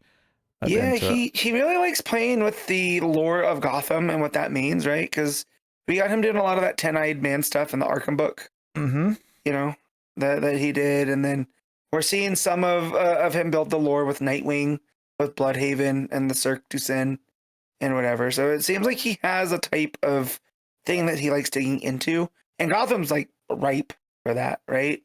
Like you can tell so many different stories with all the different things there. So yeah, maybe there is a sequel in plan. Maybe he's gonna do a different thing, you know, off to the side. I don't necessarily mean right away. I just mean at some point. And honestly, it could also just be a case of between this and Nightwing, this is all just sort of like the build up to him taking over either Detective or Batman at some point. Like, you know, in the same way that Taylor went from Nightwing to Detective, it wouldn't shock me, and you know, if in 2 years, 3 years time they announced that Dan Waters is taking over Detective for a big run or something. It would not shock me at all if that's the way it ends up going. But no, this is very good. The art was excellent as well. Even some nice. Obviously, we talked about him holding up his hand and the panels in the shape of a bat logo. But even just early on, there's a page where they're standing in the fire. It's like page 2 or 3, and just there's this kind of like almost like a cardboard box that's been folded out layout to the panels as it goes down the page in kind of a Z kind of shape. And I just thought that was really inventive. It looked really cool. It drew my eye in the right direction very easily. So just Sherman doing some really good stuff in terms of that, which, you know, always adds to the atmosphere of the book. So yeah. All right, what are you rating Dark Patterns? I'm gonna give this a 9. Yeah, honestly, hard to argue with that. I'm gonna give it a 9 as well. Probably not my favorite issue of the whole book, but my favorite issue of this arc, I think. And then, you know, the book's been such high quality. Like, I think, like, did I maybe go as low as an 8 for 1 or 2 issues? And that's kind of the bottom end. So, I mean, it's not like we've been, you know, in a bad place with it at all. So, that's cool. Supergirl, issue 7, legacy number 276, Sophie Campbell, writing and on art. I did drop this, but Matt still read it. So, Matt, why don't you take it away? Yeah, I do enjoy the whimsical nature of this book. So I'm going to keep going until if it gets to the point where, like, I need to start dropping stuff to, you know, because there's just too many things to read. I hate whimsy. Yeah, this is right? another... Anyone who doesn't know this about me, I hate whimsy. I hate whimsy. Pete Disney can burn in the fire of the atom for all I care. So, we were talking about the supporting cast in one of the other books and how, a lot of these writers sometimes really isolate the character and we kind of lose supporting cast. Here, it seems like Campbell is more interested in building out Kara's supporting cast because she's using all of these characters that she's introduced from the go. And here it starts with Kara investigating this weird turquoise kryptonite that turns her into a mermaid. And she has to get to water because she's starting to be not able to breathe because it gave her gills. And when she gets into the water, it is Princess Shark from issue 1. And that Princess Shark had put this turquoise kryptonite out in order to turn her into a mermaid because she needs help. And we get the backstory of Princess Shark through Kara's adventure here. And I'll get back to that. But the other story here is Lesla being invited to the Danvers home for Thanksgiving.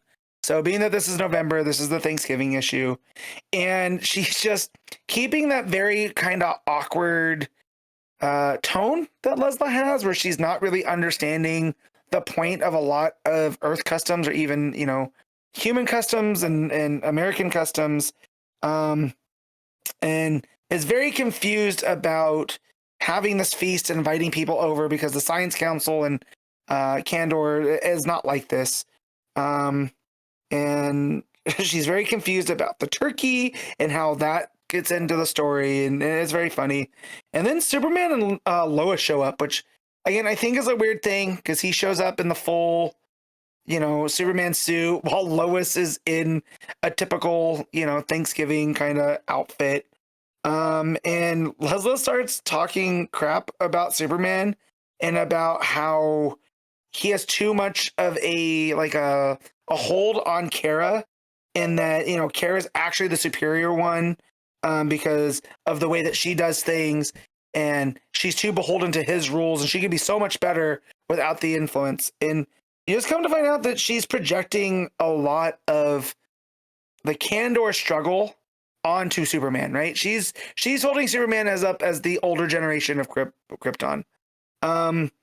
And she storms out. She's in her full God, what's her alter ego here? I've already forgotten because there's so much other going on. Kara Danvers? She is Luminary. Luminary, right? Oh, sorry, I was thinking it was Supergirl. Okay. Yes. No. So she's his Luminary. She realizes she needs to go talk to Lena. Lena's sulking because she doesn't like Thanksgiving because given the fact that she was given to Brainiac as a child by her father, she just, has no need for it. And she's trying to talk Leslie into like, hey, not everything is like the Science Council, right? Like you look into, there's a lot of ulterior motives that just people here don't have. Sometimes people are just, they make the wrong decision. And as they're talking, there's a ring at her door, and it ends up being Luna, who's the other character that they've introduced, who also doesn't celebrate Thanksgiving. So they were just going to get together and hang out because Luna knows that Lena doesn't deal with Thanksgiving, but Lena doesn't want anybody around. So she kicks both of them out. And here's where I'll talk about back to Kara is we find out that Princess Shark isn't a member of like King Shark's clan, that she was just a regular great white shark that got caught up in the sea witch's magic. And Princess Shark thinks that it was in order to make her like a servant to do her bidding or whatever. And so she had turned her into the shark, but since she got turned into this shark person, she's lost the ability to communicate with her brothers and sisters who are other great whites, and she's lacking her sense of community. So that seems to be the theme throughout this issue, is that whole sense of belonging, sense of community, and how everybody here is kind of an outlier. So Kara's like, well, you could have just asked for help. You didn't need to turn me into a mermaid. And Princess Shark blames the Sea Witch again. And when we get around to it, it turns out that the sea hag just wanted to be left alone. But as a shark, Princess Shark kept swimming around her lair and had bitten off her leg looking for food. And because of that, she had turned her into this shark person almost out of vengeance, to teach her a lesson about not sticking her nose where it doesn't belong. And that because of the sea magic, there is a hagling being, that is inside of Princess Shark that needs to be rejoined with the sea hag. Again, very weird, convoluted story just to say about like people have the sense to want to belong. So Kara and Princess Shark end up, finding all of this out. Kara sticks her hand into Princess Shark's gullet, and pulls out this hagling who, doesn't turn back into the sea hag's leg, but stays in this weird baby form. And the sea hag's like, oh no, that's fine. I've got what I wanted back. You guys are free to go. Here, I'll Kara asks to be turned back into regular, and the sea hag goes, oh no, that kryptonite isn't real. It's magic. So like it'll wear off by dinner. And so Kara invites Princess Shark over for Thanksgiving, and everybody's there by the time she gets there. She introduces Princess Shark by her real name, which is Ligra, another L name, which is like, come on, Campbell, we're doing too many L's here. We have Luna, Lena, Ligra, Luminary, Lesla, like all these ones.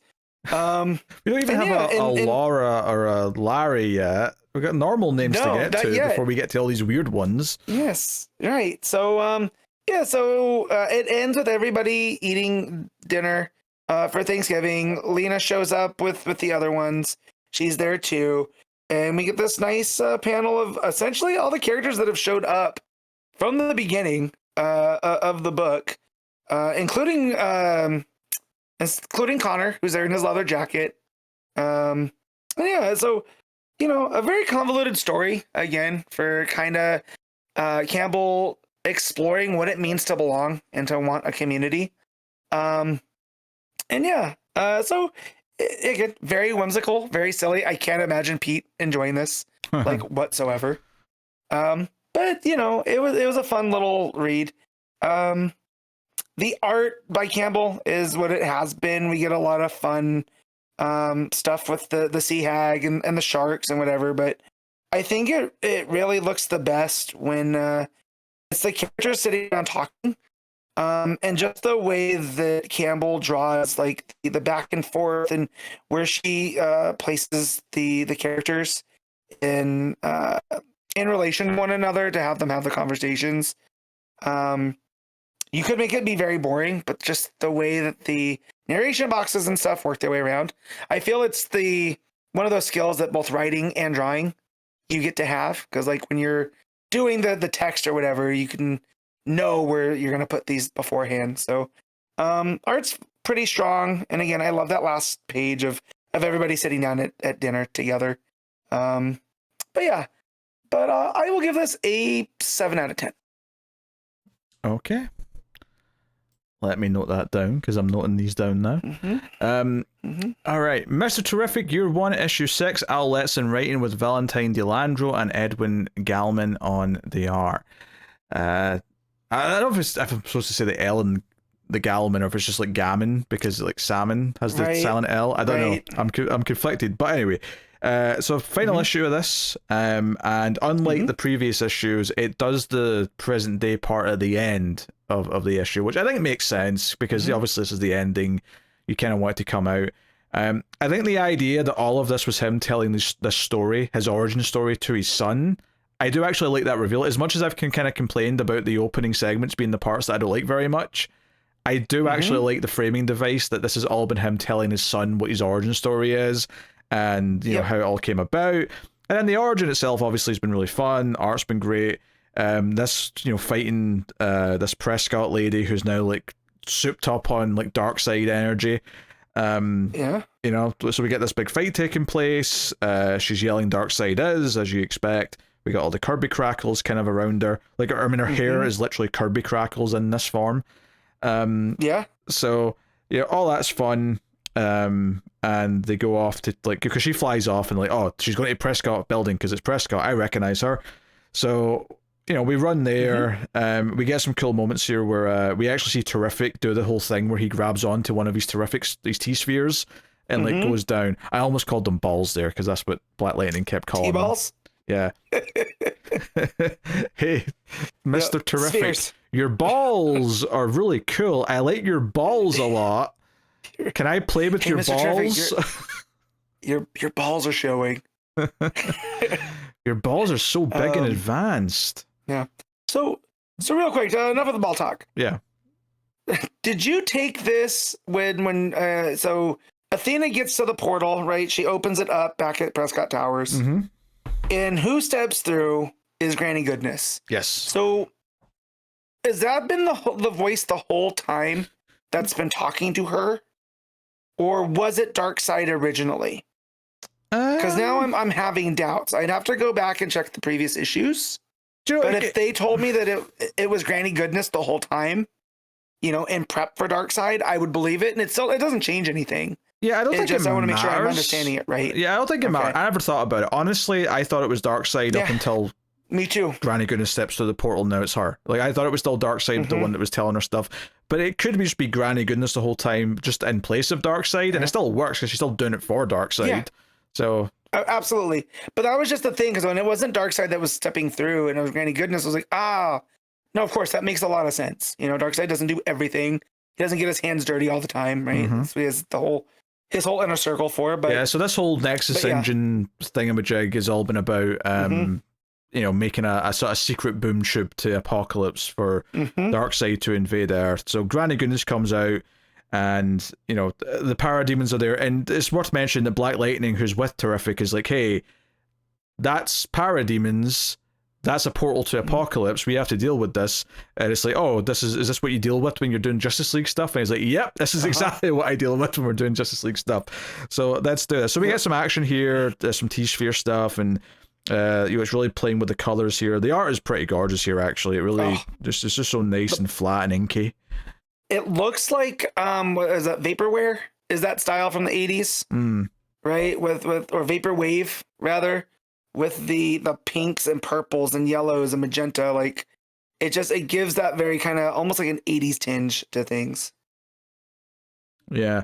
So they basically make the engine explode or implode on the other side, on the Apocalypse side. That's Terrific's plan. They also neutralizes some of the gas because he had to make that antidote for it, or that thing that would suck in the radiation from this engine from the Gotham incident. So there's some stakes here because it might blow up and like take out half the city. It's also really fun when like Granny Goodness, like she has that panel where she's calling them worms and scum, but she's split down between two panels.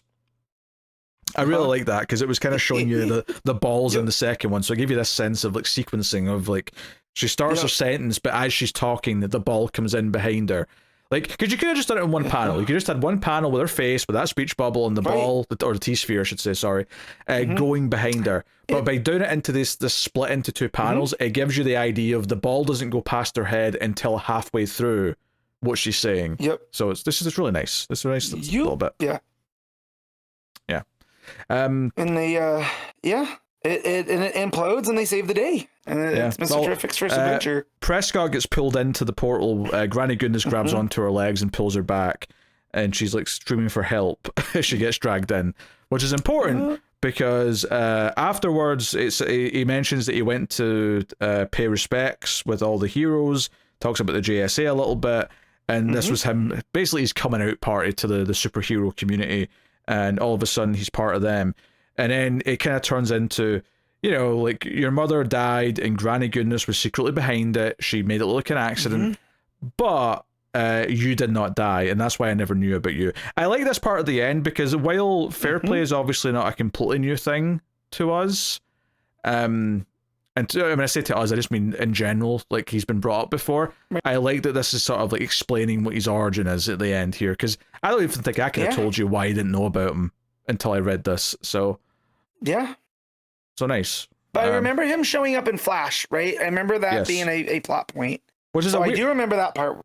Yeah, there's an editor's note here saying, see Flash 799. So, it's a weird place for me to show up first, to be honest. But you know, like I do like this ending here of it tying into like him explaining his backstory to his son and how it ties into his mother's death and like how he became what he is.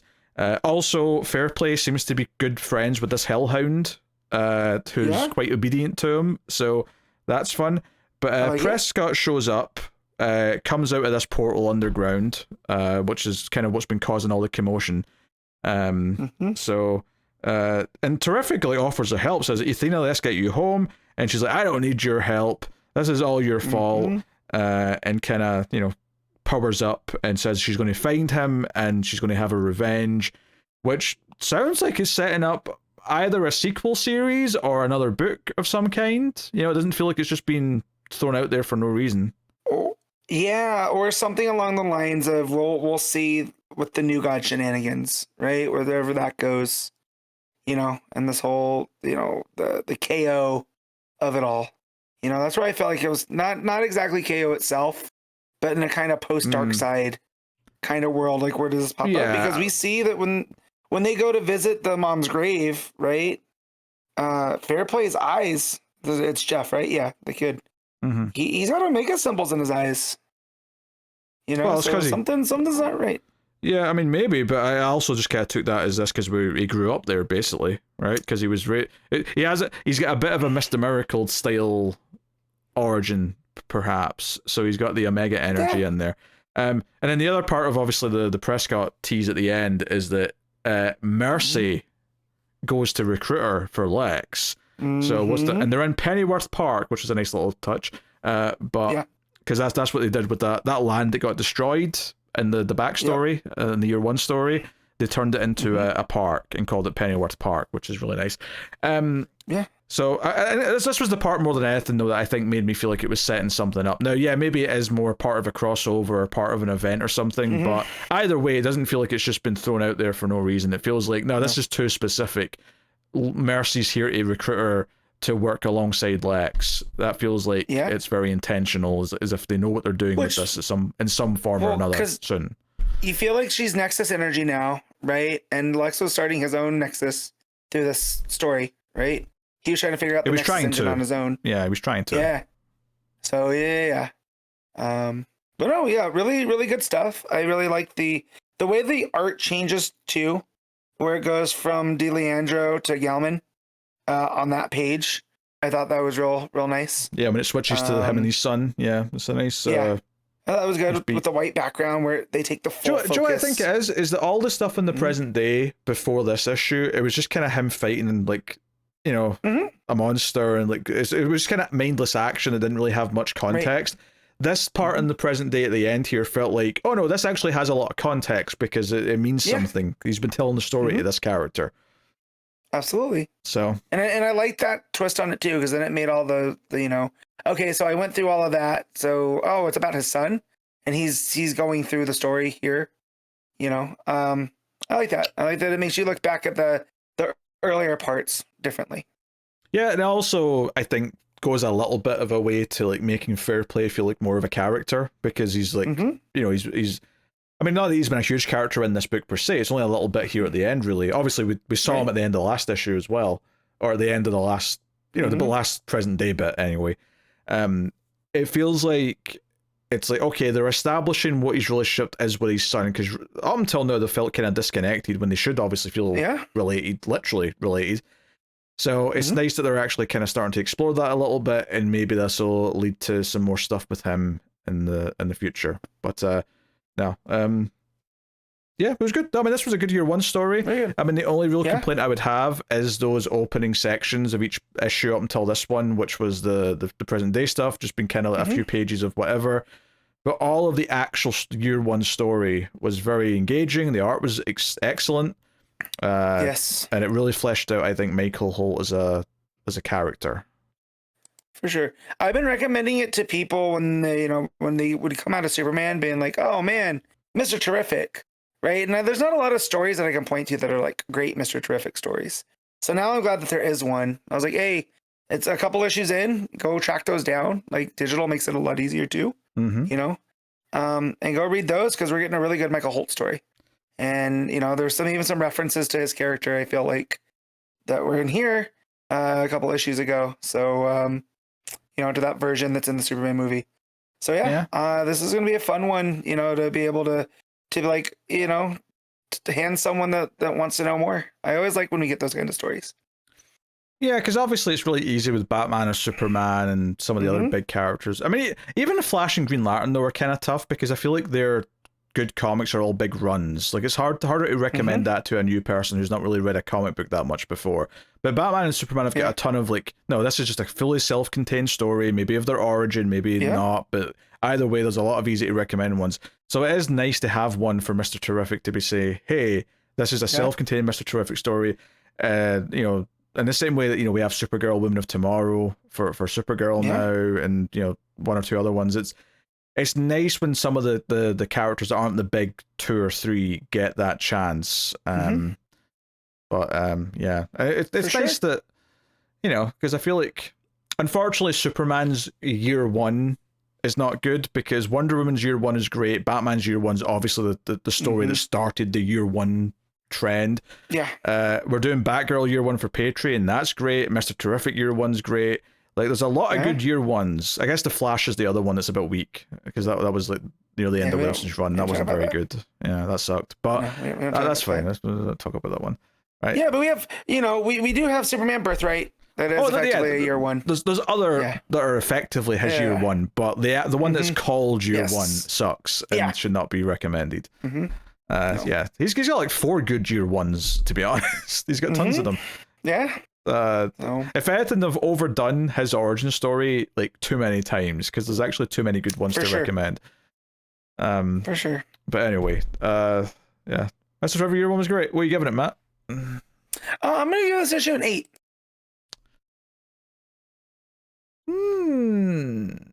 I will. No, I think I would go 8.5 on this one as well. I think I like this. I won't quite go to the 9 just because it is a lot of action. It's good action, but it doesn't really hit as hard as those first couple issues did, where it was really setting up the character and how he feels about his wife having been dead for a year or 2 or whatever it is. I thought that stuff was really great, but this was good stuff though. This was really good stuff. All right, Batman: Gotham by Gaslight, A League for Justice issue 5. What a mouthful of a title that always is. Andy Diggle writing with Leonardo Fernández on the art. So this takes some big swings because even though it's the penultimate issue, it does introduce a whole new thing by the end. It teases it halfway through because there's a whole bit where they're saying what is, you know, the Phantom Zone, and someone says, was it just some afterlife? And then the character turns around, I think it's Martian Manhunter, says no, it's the anti-life. And I went, wait a minute, you're not teasing Darkseid, are you? And then at the end, of course, they're straight up saying, no, Darkseid is. He's in there. Like, he's what's in the Phantom Zone. And they're like, all right, like, I'm not mad at it. I think it's a bit late to be introducing it, but I'm not mad at the concept. I do like that it plays with the Lovecraftian kind of themes of Darkseid. Right? Because here, throwing him into this era, it would make sense to treat him like Cthulhu, right? Like he's this thing that's beyond life, right? He is anti-life personified type stuff. And it makes Zod seem like small potatoes, where we just built 4 issues to like Zod the Conqueror and all this. And it's like, oh, there's something that he was serving that's even worse. Yeah, well, I mean, the start of the issue is like Zod in like a dream fighting the Justice League, and then we find out this is Martian Manhunter keeping him asleep by making him think this, making him think that he's winning. And they basically debate, like, what do we do? Do we just kill this asshole? And obviously Superman and Batman are like, no, we're not killing anyone. Let's not be doing that. And they just kind of debate, like, okay, what do we do with him then? Can we put him back in the same prison that League of Shadows had him in? No, we can't quite do that because that magic's long gone. Well, what about the Amazons? Like, Wonder Woman's like, hey, what if we take him to the sunless land and take him down there and the Amazons can take care of him, which is what they end up doing. They split up into 2 teams. Although, to be honest, the second team doesn't really do a whole lot. Like, we get 1 page of Batman and Constantine talking about stuff, but it's mostly the team that go to Themyscira. Again, it's not really Themyscira. It's what do you call it? There's Kataris. Kataris, thank you. That's the name of the. Which is the Warlord's realm. Yeah. Traditionally, the Earth underneath the Earth, or the Hollow Earth, to use the Godzilla Kong universe's parlance. That's what it is. So yeah, I mean, they're not thrilled to see these outsiders here, and it turns out that Paula is not very happy that Diana's back and thinks that she's like, you call this success, bringing back this prisoner and these outsiders? You lost a contingent of our best warriors, and then you come back with these guys? Yeah. It turns out, though, she's kind of freaking out because the whole prophecy said that she would never return. She'd go off and save the world and she'd save existence, but she'd never return when she went to do that. So the fact that she's back makes her feel like, oh, the prophecy's null and void. I don't know what to expect now. Like, what do we do now? But, you know, it shows like a montage of Diana's childhood being made from clay and training, like all the stuff you usually expect. They're just underground instead of on Themyscira. So, you know, we do a bunch of that. And we tease, you know, Martian Manhunter teases the anti-life thing when they're talking about the Phantom Zone, and basically this idea that if Zod or if Lex found like the location to a portal to the Phantom Zone when they thought they'd destroyed them all, that's a big deal because something really bad could come out there. And that links back into the cliffhanger from last issue, which was him and Adam Strange uncovering the fortress thing that came up. Like, there's a portal in there to the Phantom Zone, and that's where they're all going. They're all going to Alaska. The Batman kind of deduces, along with Constantine, that Clark's ship was probably on the way to this fortress, but it crashed in Kansas. It wasn't meant to land there, and this was the trajectory it was heading in. So okay, that's fine. And they see the Superman, like, not the full logo, but the shape of the logo they see. Yeah, the shield. Yeah, the shield. It makes that thing. But I do love, there's a small moment here where Batman is plotting and showing like the trajectory of Superman's ship. And Constantine's like, you know, slap bang in the worthless wilderness that Lex Luthor already brought. Bloody hell, nice one, Bats. And there's just like, goes to a panel of Bruce in like shadow going, thank you, and don't call me Bats. That gave me a good chuckle because, you know, the whole Batman Constantine, you know, I can't recall them having too many back and forth, even in the main universe, because I haven't read a lot of Constantine, but yeah, I thought that was very on brand. All I could hear was thank you, but don't call me Shirley. That's all I could hear when he said it. So yeah, basically when the League go there, they go in, they see this symbol, or at least the shield. They find a very injured Adam Strange yelling and saying that he doesn't want to go back to the Phantom Zone. And when you know, Martian Manhunter says, "What did you witness? You know, was there something waiting for us in there?" And he just yells, "Darkseid ... is," which I like that it's like, because of the question, he would actually respond just Darkseid is, but obviously Darkseid is as a phrase has become such a thing that it's like, okay, you're playing both sides over there. That's very cute. I love it. Very well, cute. And again, it plays into that Lovecraftian mythos of he's this professor that's brain has been broken by something beyond him that he can't comprehend, and all he can say is Darkseid is. So is Lex in there mingling with Darkseid? Is he going to be bowing down for him? Doesn't seem like Lex, but who knows? No, it seems like Lex is going to try to weaponize Darkseid because that's what he does, right? He makes, you know. So yeah, was not expecting Darkseid. So I read this in the Mr. Terrific back to back. So to get 2 issues that had Darkseid is that I was not expecting, I thought it was pretty fun. So here's the question. This is the penultimate issue of the whole thing, right? Do you think this is going to be all wrapped up in one issue, or is this like setting up a potential 3rd series? I feel like it's setting up the 3rd series because I feel like with a lot of this, the stuff that Diana was talking about, and then even when Zod was in that trance, the stuff that Martian Manhunter was talking about, like there were these gods, and then the opposite to them, he doesn't call them gods. So it kind of is seeding the new gods. So I'm wondering if we're going to get this kind of steampunk version of them in this 3rd. Because you just don't drop Darkseid the second to last issue of something, right? Yeah. It seems to be too big of a deal to not have plans. I think they'll probably get Lex and like shut the portal to like seal him off for now. Like they'll probably do like a kind of a wrap up, but it feels like they've set up too much to not, or at the very least, maybe they're hoping they'll get a 3rd book. Maybe it's not like a done deal, but. And there's that stuff with Diana and the prophecy. Yeah. And she's like, well, I haven't saved the world quite yet, you know? and maybe something happens that they get walled off and she can't return It to seems, Themyscira. yeah, it seems like a lot to do in one issue. So I'm kind of expecting that they're at least hoping for a third go round. Yeah, through these issues, what is this? We're going to be coming up to 12. We've had 6 and 6. Yeah, between the two books, Right? yeah. So through this basic maxi series, I feel like they've laid enough groundwork that if they want to do an ongoing, like if enough people are interested, everything's there. Because it seems like the world is fleshed out enough, and we're getting to all of these. It's just one more issue doesn't seem like enough to be, fulfilled. Which is a little concerning because one of the problems with the first arc, the first 6 issues, was that the last issue felt super rushed. But I think at the time we assumed it's because they realized there was going to be a break and it was split in 2. So they had to kind of like, we have to do something that feels more like a cliffhanger. So at least I hope if they are kind of cliffhangering it again, I hope that they've went in with better planning this time, and it was always like thought of that way as opposed to just kind of a rush job at the last minute. So that's my hope anyway. I mean, this is a fun enough story. I mean, I like the tease of Darkseid, I will admit. I mean, I don't think this book has ever been as good as those first couple issues of the first arc, because the first arc had so much like intrigue and promise at the start, and it's been fun. It's been a fun little Elseworld story, but it's not like, it's not an all-timer. Like, if I'm going to recommend books for people to try, this is going to be pretty far down the list, unless they're specifically asking for, Elseworld it takes. But even then, I'm probably going to say, hey, try Deceased first, try, whatever. So, art's been consistent, of course, as to what it's been, which is solid, but not necessarily stand out. I don't always love the faces, I will say, but that's pretty much it. All right, what are you giving Gotham by Gaslight, League for Justice? I'm going to give this a straight 8. I'll let him go as high as that. I think I got to go with like a...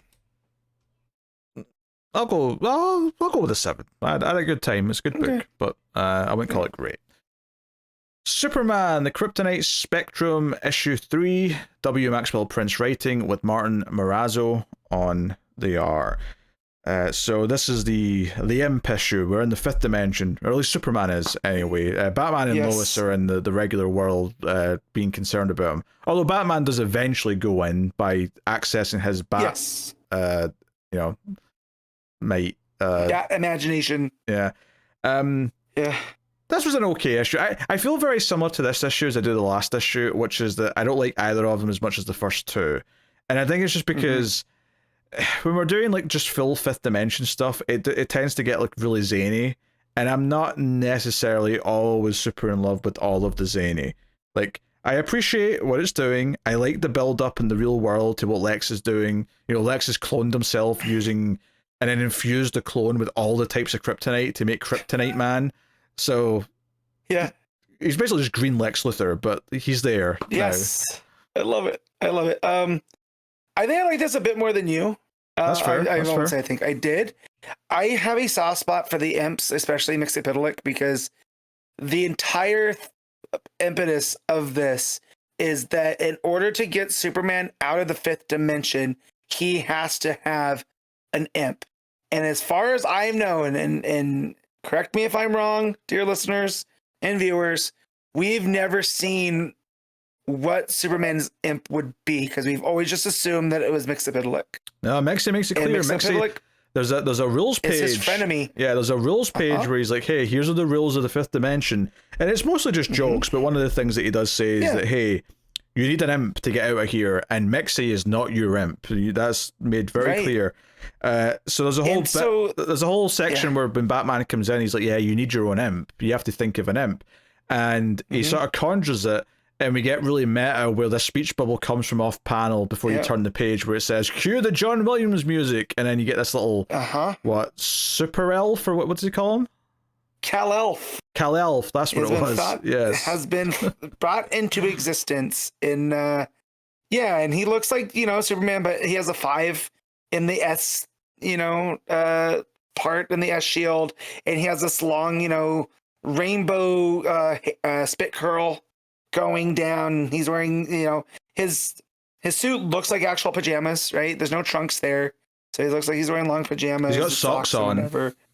Yeah. He's got socks. And stuff. So I really like what this is saying about the entire thing about imagination, right? And that's what the fifth dimension is, and that imagination can be weaponized by like having lack of it, right? Where we get this character named Brian who doesn't believe in anything, and that's a threat to the fifth dimension. Yeah, I mean that's the villain, that's the threat that's here, is that he's like kind of ruining everything with his cynicism. He doesn't believe in Santa Claus, he doesn't believe in this, he doesn't believe, which is why at the end Mixie sends him to the North Pole to help the elves with Santa Claus. Yes. And but then when you think about how imagination can be weaponized too, where you got Lex Luthor forming this kryptonite man out of the you know, the new kryptonites that have landed, you know, and his own DNA and how it's being used for ill, and like it takes somebody like Batman who's able to access imagination, you know, is where Superman, I felt like the read on this that I got was that Superman doesn't really need to have that drastic of an imagination because of all the things that he can do. Everything that Superman can do defies that. If he can essentially think it, he can do it. Versus Batman, where he is just human, right? He has to be able to imagine these things and have this belief in himself, you know, in order to do these things, which is, it makes sense why Bat might exist, right? There, because Batman is so in touch with his imagination. So in this, the whole thing is that Superman has to get in touch with his imagination now, and especially with these new kryptonites, right? He's got to be able to access that part of himself, because it's essentially these chunks of his home are going to try to kill him. And he's going to have to think of a way to, you know, get around that. And so just the whole meta aspect here of the fifth dimension, you know, how who's the writer? I always forget the writer's name. W. Maxwell Prince. Yes. How Prince, what he does here and playing with the different ways of it being written, right? With the useful instructions for surviving the fifth dimension. And then we get a page that looks like an old Silver Age book, right? With a really flat style art, down till we get some prose here, right? And if you read through that and, you know, and the build up to Kal-Elf, you know, it's playing with what imagination is and how it can show itself, you know? So yeah, I had a lot of fun with this one. This one was, like you said, zany, but I use that as a positive descriptor here. Like I didn't know where each page was going to the next. Which, you know, and I feel like where this is building, right, to the kryptonite spectrum of Superman fighting the kryptonite man, that makes sense. But still, in the way that we were exploring Superman and those concepts in the first two issues, it does fall a little short. But I think this one was a bit stronger than the last one with him going back through his kid days and whatnot. Here was just what Superman means with imagination and all of that. That really landed with me. Yeah, it just, you know, it was doing a lot of gimmicks, and I get that works for the fifth dimension stuff, but you know, it's like, here's the page of, you know, the rules, which are all these like little drawings. There's like, well, what art style do you want, Superman? It's like, hey, do you want the art style established by the previous, you know, 200 pages of this comic, or do you want this old school style? Do you want this, you know, crayon style? And we get like an old school style page. There's a page that's half prose kind of thing. Like, there's just a lot of gimmicky things like throughout, which, for me, like, I think I would like this issue a lot more if it was a bit shorter and some of that gimmicky stuff wasn't there. Like, see, you know, because it is a longer issue, it's like almost 40 pages, and these have all been that length. I think if you cut out, like, you know, 10 pages, get it down to 30, which is still bigger than normal, I think it would probably work better for me than it is. I do like the weird callback to the earlier issue, though, where the typist who really was, or the accountant who was really good at spreadsheets, is like his landlady in his dream, or in the fifth dimension world that he's in. So did you read these did you read the spreadsheets on there, or did you skim over them? I did read the one that mentioned her and said, oh, Superman didn't even meet her in issue 1, so he wouldn't even get the meta callback. I thought that was funny. Yes, I thought that was good. And then when he talks about Mxyzptlk, it says it's weird if you don't hear Gilbert Gottfried, because Gilbert Gottfried did the voice on the animated show. Yes. So again, I thought these little fun things were going on here. But yeah, just Brian Yak is his name, because he doesn't believe in imagination and everything's literal. I thought that was all real fun. playing with all the different versions, and you get down to the Picasso like cubism and whatnot. But yeah, no, I had a lot of fun with this one. But I do agree that if it was a little bit shorter, it might have been. It wouldn't have felt like, you know, because I thought we were in the fifth dimension for a very, very long time. Yeah, it took a while. Like I was feeling it to get going, but I felt once it got going, it was back up there with the first couple issues.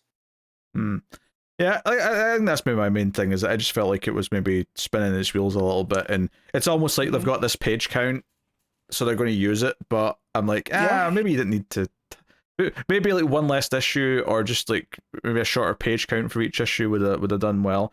But it's not bad though, and obviously it's still very consistent with the art. That full page spread at the end with the Kryptonite Man who's got a K inside the logo, and then he's got all these Bizarro bots that Lex has built. He's programmed with. Technically, it's Toy Man that's technically built them, but you know what I mean.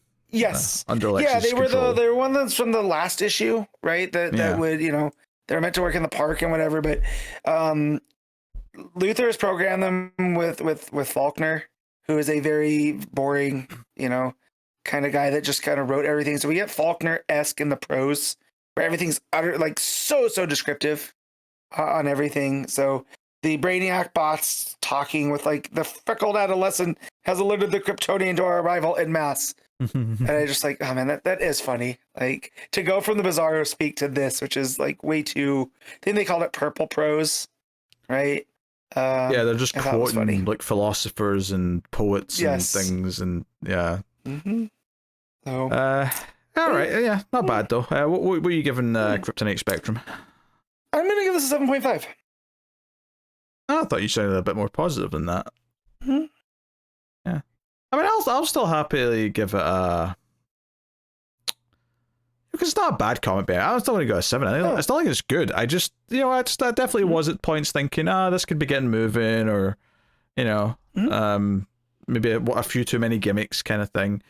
But not bad by any stretch of the imagination. Just, you know, those first two issues were a lot more, I think, consistent for me. And I think these last two have been a little bit more weaker. DCKO Knightfight issue 1, Joshua Williamson writing with Dan Mora on the art.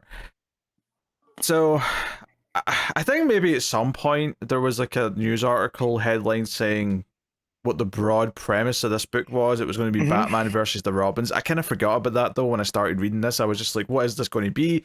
Clearly it's a tie-in to KO.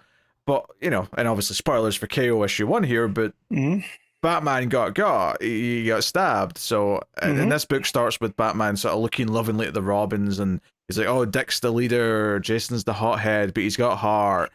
Damien is the heart of the team, and then Tim's the smart one, the detective, blah blah blah. And he's basically just this, you know, it's a nice couple of pages. It's just talking about Batman's relationship with the Robins.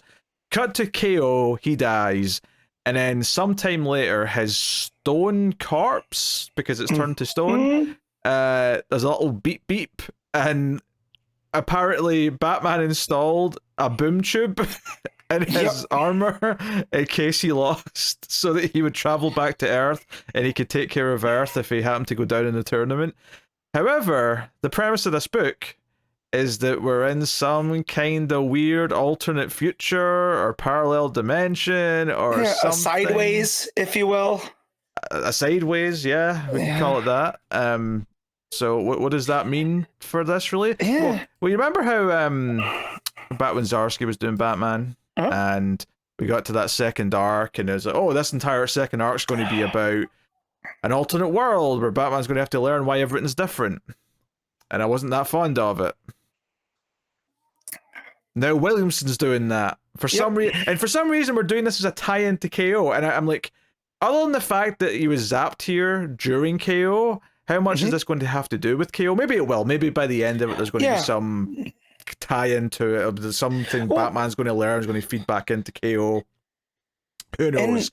And we know that Damien and Jason are both still at the Apocalypse Corps thing, right? Yes. So, you know, so whatever this world is, it's definitely a not for keeps kind of deal, you know, because there's other things going on. Very, very weird. I didn't think we were going to get a Batman looking, dissecting the Robins again so soon after we've gotten this just about every 3 years. Well, I was fine with the first couple pages because it was just a proud father being like, "Oh, my boys got here first and took care of the situation, and isn't that nice? I feel so proud." I was 2 pages, 3 pages even, completely fine. Then it gets into the premise of what the actual book is, and I'm like, I hate this. I hate this, and I don't think I have to read any more of it. I don't think there's any reason why I need to read any more of it. I don't like it. And you know, it's doing all this stuff where it's like, okay, Dick's Batman here, and I thought it was really annoying that they left Batman looking so blue because Dick's also got a blue Batman logo, but he's the one with the darker cowl. But every time I saw them on a panel, I had to keep telling myself which one was Dick because the one with the darker silhouette, I often my brain just goes, that must be the Batman one, that must be the Bruce because that's how he usually looks. But he's not here. It's always Dick that's the one in silhouette. And him wearing the cape too, and that becomes a story point where he just, detaches the cape and is like, oh, I don't need that like you did. Just go without the cape. Like make him, let him do his own thing. This is an alternate world. He doesn't have to cut the same figure as Bruce. Do some stylistic differences here. Yeah, I don't know. It's something to tell them apart easier is all I was really looking for. And then, it's like, oh, how dare you show back up in Gotham, Batman? You went crazy after the Lazarus. It feels like they're kind of suggesting, oh, all this stuff about this tournament, that's just all in your head because you were in a Lazarus pit.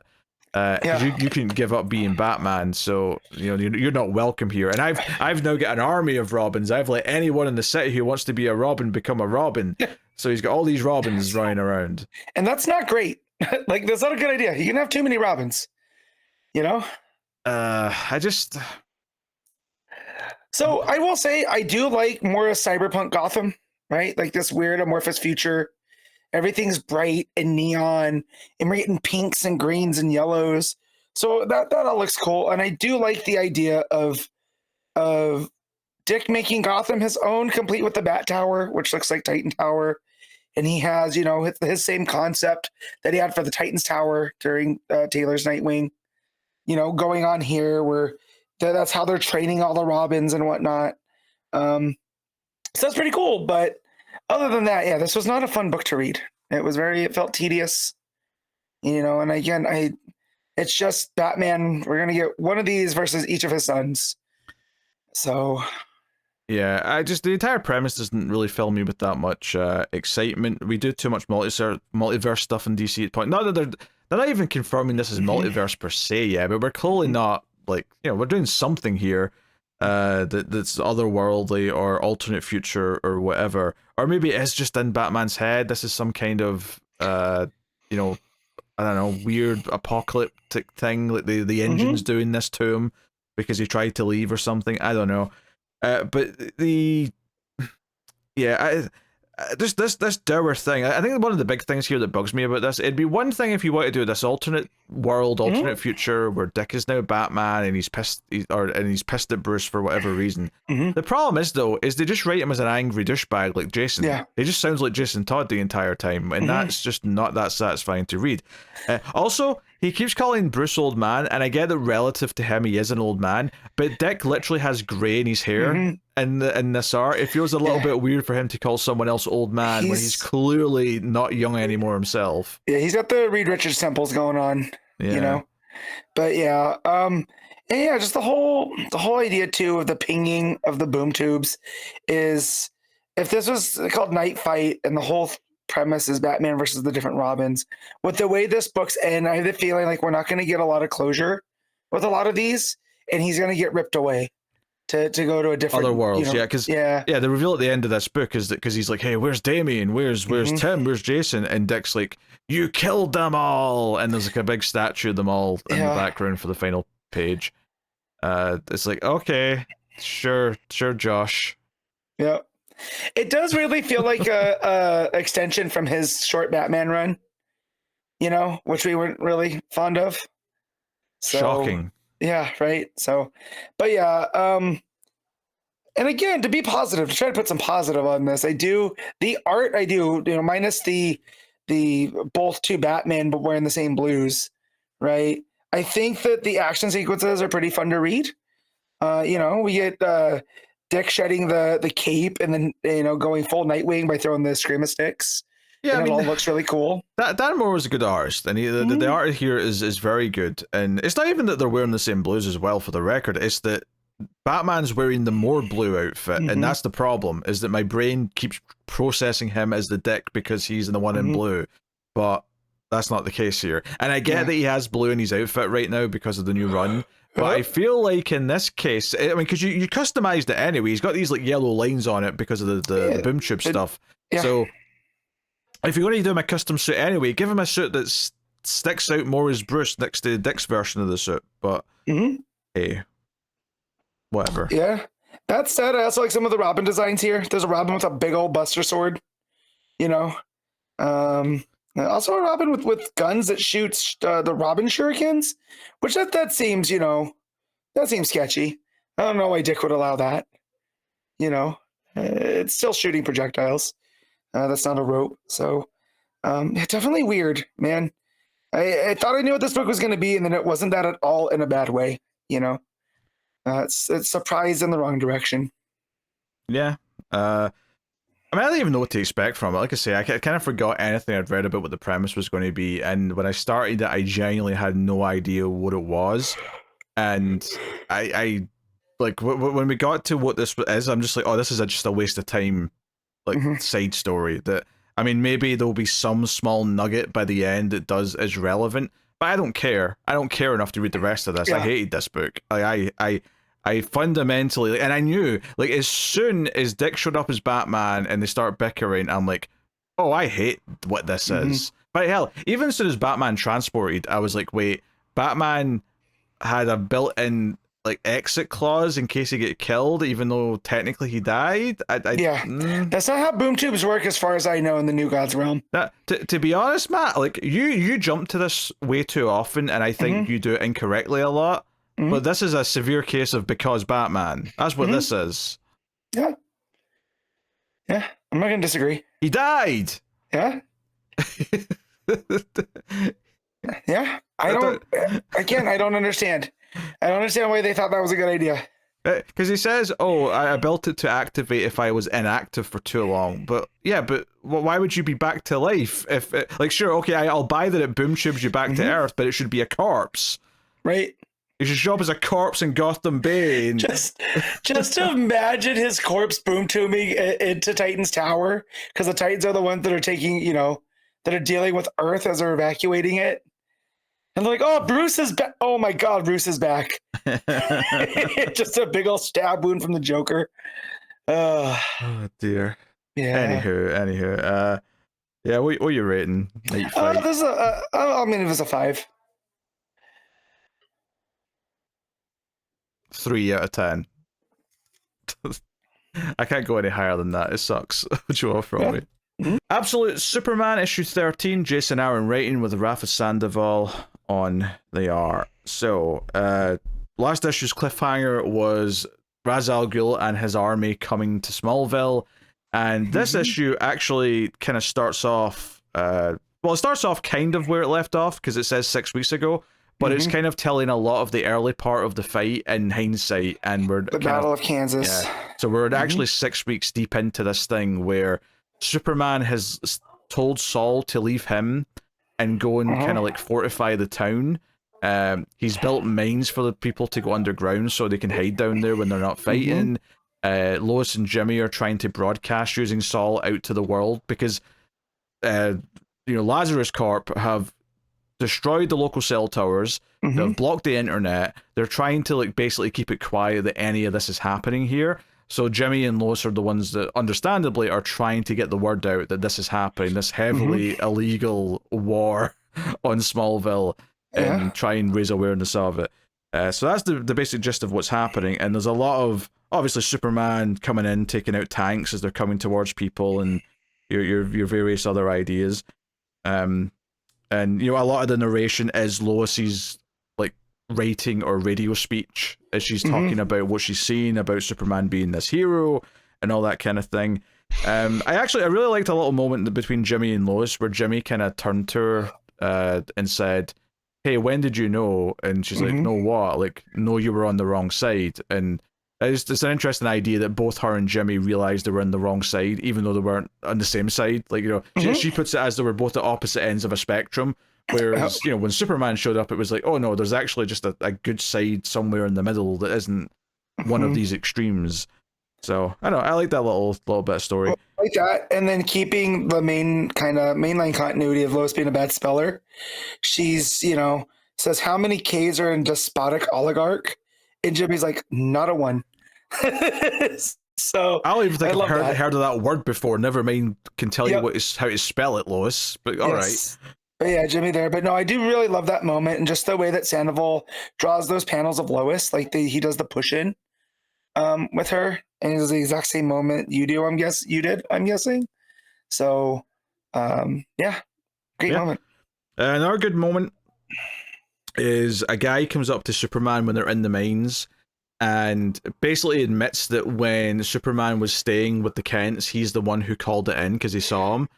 And he wanted to come up and apologize because, he bought into the Lazarus propaganda. He bought into the idea that he should report anything if he wants to stay in their good graces. But obviously now they're just, coming in to kill everyone because they want to get to Superman. He's thanking Superman and apologizing because he's been saving them and whatnot. And Superman refuses to shake his hand at first, but kind of, stops and he goes over and shakes his hand. But his narration's very interesting because his narration's like, oh, I could rip off his arms and throw him out of the sun. And then when he goes to shake his hand, don't crush his hand. Don't crush his hand. He's really having to fight himself to be the Superman that we think of him as, but he's not really thinking of himself as that. Especially since there's later points in his narration where he's like, these people deserve someone, but I'm not this. I'm not me. It's not me. He's got this denial of being their chosen one for now. And who knows when he'll reach that level of acceptance that he is living up to these ideas. That's typical Joseph Campbell hero's journey stuff, right? Is the refusal of the call. So he's just like, well, no, I'm here to help, but the only reason I'm here to help is because I'm here, right? I'm the cause of this. I'm not the savior. I'm the cause, and so I like that. But I also like where he, the guy admits to narking on him. And Superman turns that around. I was like, you have a sharp eye. We could use you on guard duty, right? So he takes this thing and even just outwardly, even though on the inside he's just like, I can't stand this guy. This is the reason for my problems. He still spins it as like, yeah, thank you. We could use your, that kind of ability. So I like that a lot. Yeah. So there's more action of Superman fighting these guys in the mech suits and whatnot, using his powers. It's a whole thing. But Lois comes up to him and says, hey, we can tell you're exhausted. You've been doing this for weeks now, and you've been doing it 24/7 by yourself. It doesn't matter how super you are. You clearly need a break. You need to relax a little bit. And he obviously shuts that down. But just as this is happening, they were teasing earlier on when Raz was talking to Talia that Brainiac's doing something else. He's not here to help us. Turns out he was hacking into Sol this entire time, and that kicks in around here, where all the red sun crystals turn into purple crystals, and Brainiac's like, oh, Sol's gone, I'm the one in charge now, and it blasts Superman, it basically traps Jimmy and Lois and Lana behind a sort of cage, as Talia comes in with an army of tanks and mechs, and the issue ends with a full page spread of Ra's al Ghul holding a kryptonite sword, towering over Superman and saying, you will kneel before Ra's al Ghul. So they're giving him some Zod lines there, and says, you will beg to be my son. So that's how we wrap that up. Yeah, I like this issue quite a bit. I think the main thing, obviously I like that scene with the guy confessing to him, but my favorite thing here is because you've got Lois writing or talking on the broadcast about what's going on in this kind of past tense, it made it feel a little bit more kind of, I don't know, maybe not quite epic, but a little bit more like someone passing on the tale of a hero kind of thing, as opposed to just seeing it play out in sort of present tense. It's the legend making of Superman, right? It's because of Lois and Jimmy, they'll hear about the great deeds of Superman, and that again goes into the legend of him. I also love that Aaron brings back around the state motto of Kansas was the Ad Astra I was just looking for it as you were talking, and I'm not being able to find it on the page. And he ad astra per aspera, and basically that's what the people of Smallville, they take that seriously, right? They're gonna go upwards to the stars through the struggle. It says to the stars through difficulties, and it's that spirit that lives within them, and that's almost like reinforcing who Superman is here, right? It's almost like he is pulling his strength from them, and yeah, I like how that came back around here.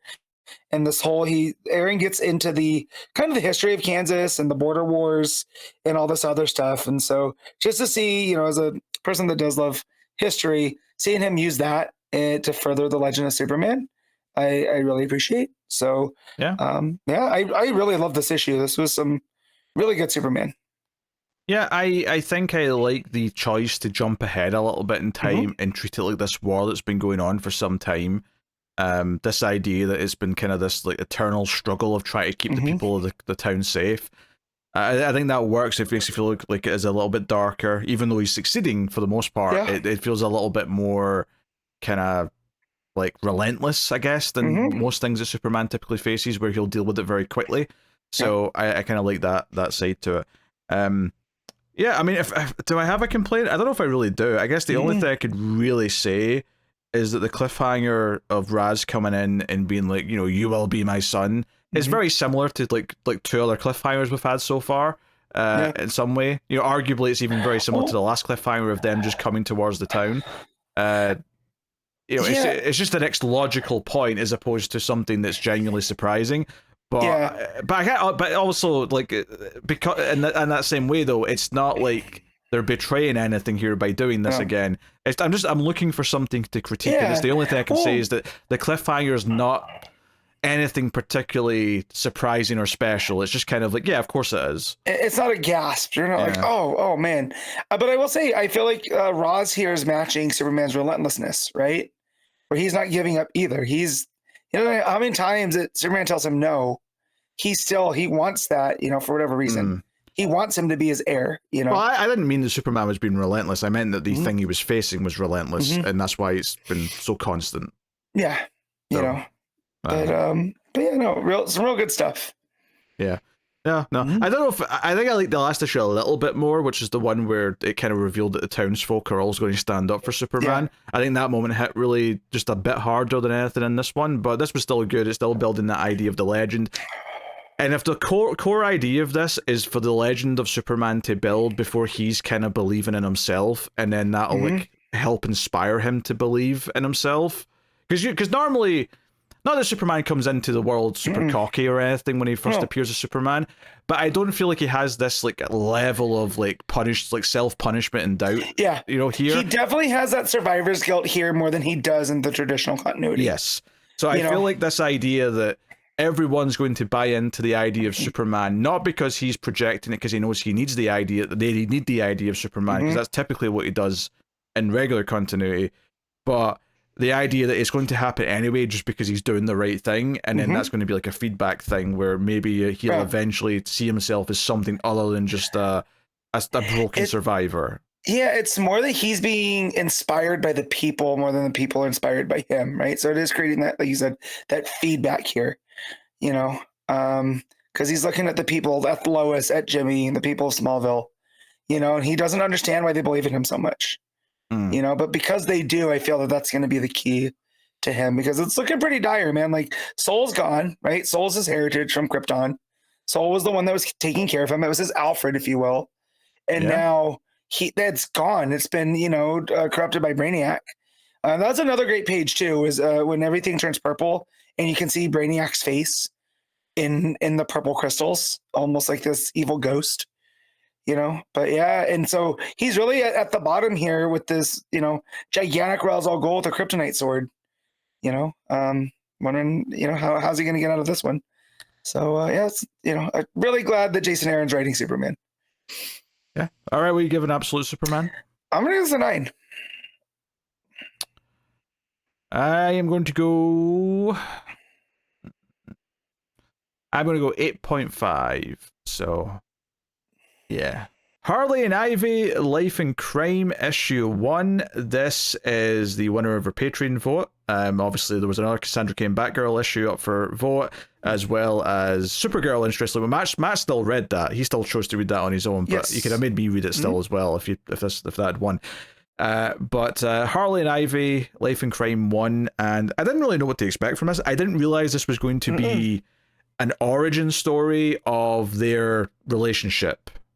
Like how they first properly they do acknowledge there is a little note here that they technically met maybe during No Man's Land, but that was like a brief encounter. It wasn't meaningful enough, right? We're ignoring that, but it wasn't like the start of their friendship or their relationship. Yeah, we became aware of each other, but we weren't dating yet, is the vibe that I was getting from, which I did love. Or even less than that, they didn't even just know each other personally. They were aware of each other's existence, but they didn't really know each other yet.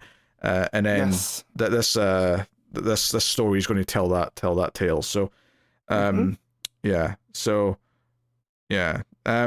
regardless, it's basically the story of how they met, and like there's some monologues and whatnot. This is all Erica Henderson doing both writing and art. Just to mention that.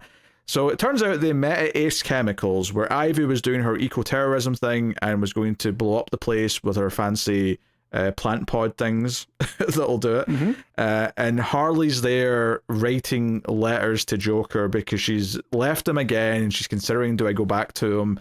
And she's in her old jester outfit here because it's meant to be the past, which makes sense. So she's having all these memories, and then Ivy comes out and they basically start having like an awkward like bickering match of like, wait, why are you here, kind of thing, and blah blah blah blah. And I mean, we'll get into the rest of the story. I mean, what did you think of the book before we go any further? So I did I already love, I love the Harley and Ivy, right? I'm still reading Poison Ivy. We get enough of it there. I didn't necessarily think that I needed a rom-com version of their origin, but after reading it, I'm very curious to see where this goes, because of some of the choices that were made that I'm sure we'll get to towards the end. But I really like the voices for both the characters. I think Anderson has a good vibe. The only thing that is a real big holdup is I'm not huge on the art because it feels cartoony in a different way. Like there's nothing actually wrong with it. There's just sometimes it just doesn't. It's not pleasing to my eye, if you will. Like there's a lot of blank spaces, right, with the panels. There's it's a pulled back style for sure. I think what's so funny is that I think Harley looks really good because she looks just like the animated series, and I think that fits this cartoony style. And it whereas lands. Ivy, because she has more, I guess, more of a blank normal face, but relative to Harley's like mask and stuff, is that she just looks a little bit like featureless at times when she's like yelling or whatever. Because they start bickering and Harley like grabs one of her petal things and she's like, "Wait, are you trying to kill us both?" And they're kind of like struggling, and Ivy ends up slapping her, and Harley punches her back again.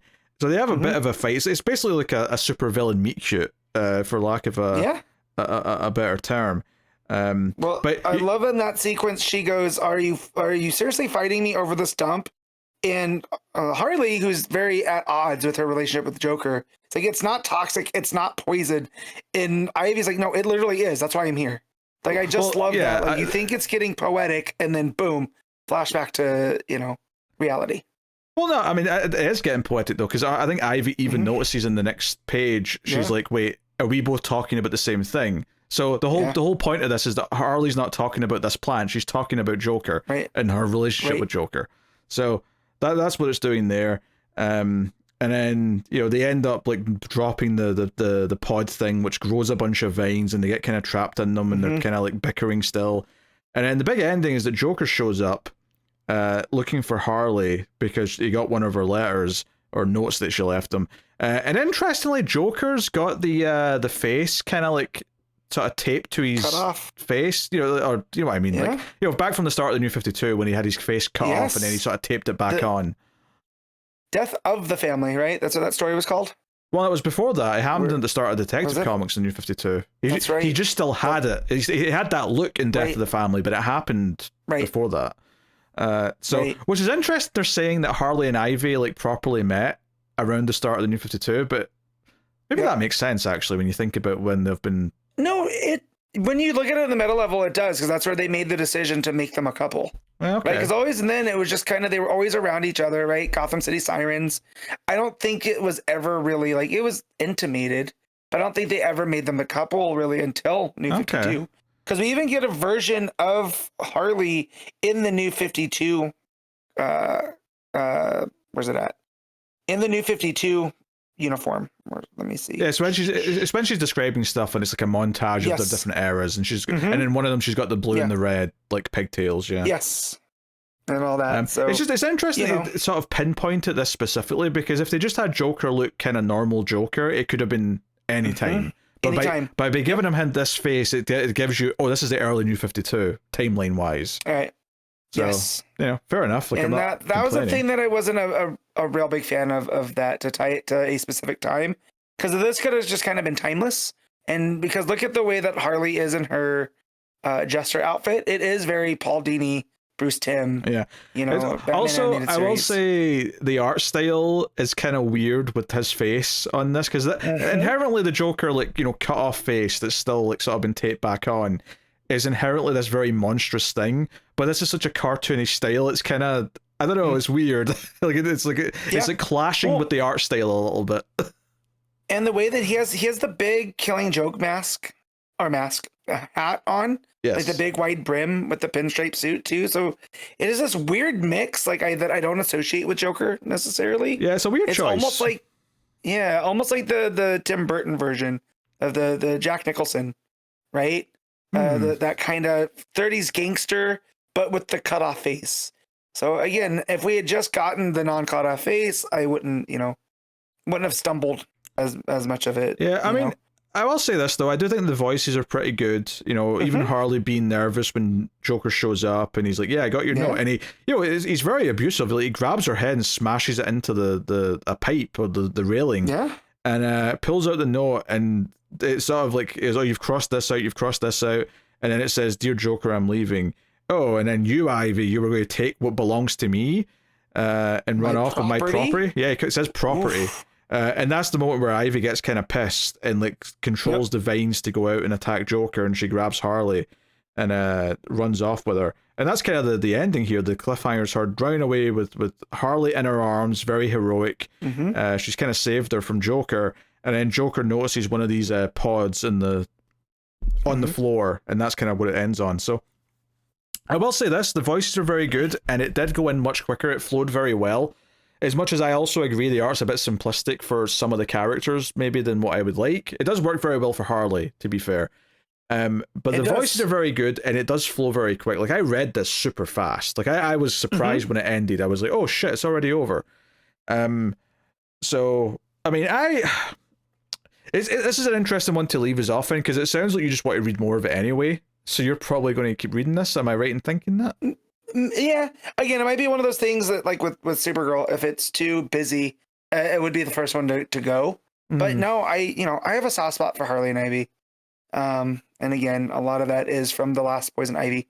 Because I've not read much of their relationship stuff, because typically the Harley Quinn books are this very kind of like Deadpool-esque jokey that I don't like. Yep. And the Poison Ivy book looks fine, but it was never really to my. I guess I'm just not enough of a fan of Poison Ivy specifically to want to read a Poison Ivy book. That's fair.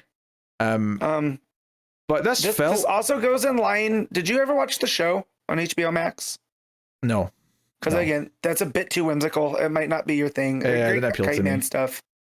But this is very much their dynamic too. Here it feels like we're going back over that version as well. So if it just ends up being like a send up to Harley and Ivy, I think it might land a lot better. But yeah, I didn't realize it was going to be this origin to the relationship, and because I've not read much of the relationship, it actually kind of worked for me at being an origin. Yeah. I think it was better. I enjoyed it more than I thought I would. I guess that's ultimately what I'm trying to say. Even though I don't know if I'm like itching for more of it. Like, This might be one of the vote options again. I think I might put issue 2 into the vote just because it's an easy one to do and because I think it'll fit. Unless there's like 2 issue 1s that are obvious that I should put in for next month, but there usually isn't that many issue 1s that we wouldn't be trying by default. So I'll see what's there. But maybe Nightfall issue or Knightfight issue 2. Maybe that'll be in the vote. Oh. That's a horrible thought that we may have to read that. It's a horrible thought. Anyway, I don't know. I'll fill the vote up with something. Not to worry. So, yeah, not bad. Better than I thought it would be, honestly. So, fair play. I think at the very least, Henderson's got a nice knack for voices and a nice knack for flow in her art.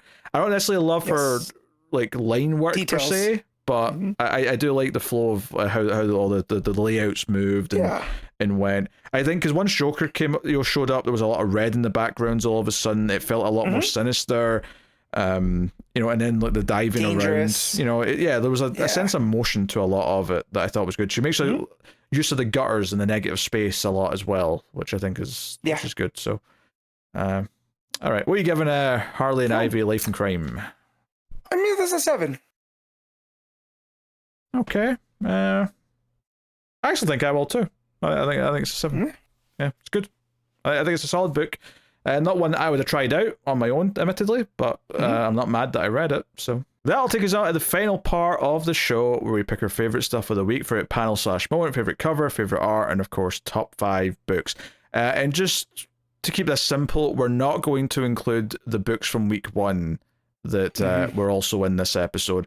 Because we recorded some of them at different time. It's hard to keep it in our heads, so we're just going to stick to this week's books just to make it easy for us. So what was your panel/moment of the week, Matt? All right, so there's one in Action Comics that I really like, and that's with Clark walking away going, oh great, I'm in a love triangle with 2 people. I thought that was really good. That was good. Dark Patterns, of course, has that awesome, there's a couple in there that are awesome moments. Including the bat symbol, right? That is made up with the panels and Bruce putting his hand out looking like he's stopping the fire. I thoroughly enjoyed that one. But just a simple question. Is someone is vacuuming. Oh, it's a vacuum? I thought she was listening to some Taylor Swift or something. I thought I heard music. No, it is noise. Hey-o. I know what she sounds like. Talk over the vacuuming. She may sound like a vacuum cleaner. I don't know. Yes. So she cleans swiftly. Yes, she does. Sometimes not swift enough, though. as we're trying to finish here. But yeah, I was also gonna say from Batman and Robin, though, I really, really enjoyed the flashback with the Quiet Man and how it's done in the red, right, and all that. So that one's gonna be mine. Good stuff. Oh, that's good. That's good stuff. Part of me wants to do the Batman holding back the fire page because that's obviously very good. I do also like in Mr. Terrific kind of the reveal that he's telling all of it to his son, and that's why he's explaining the story to someone. I think that's a good little reveal.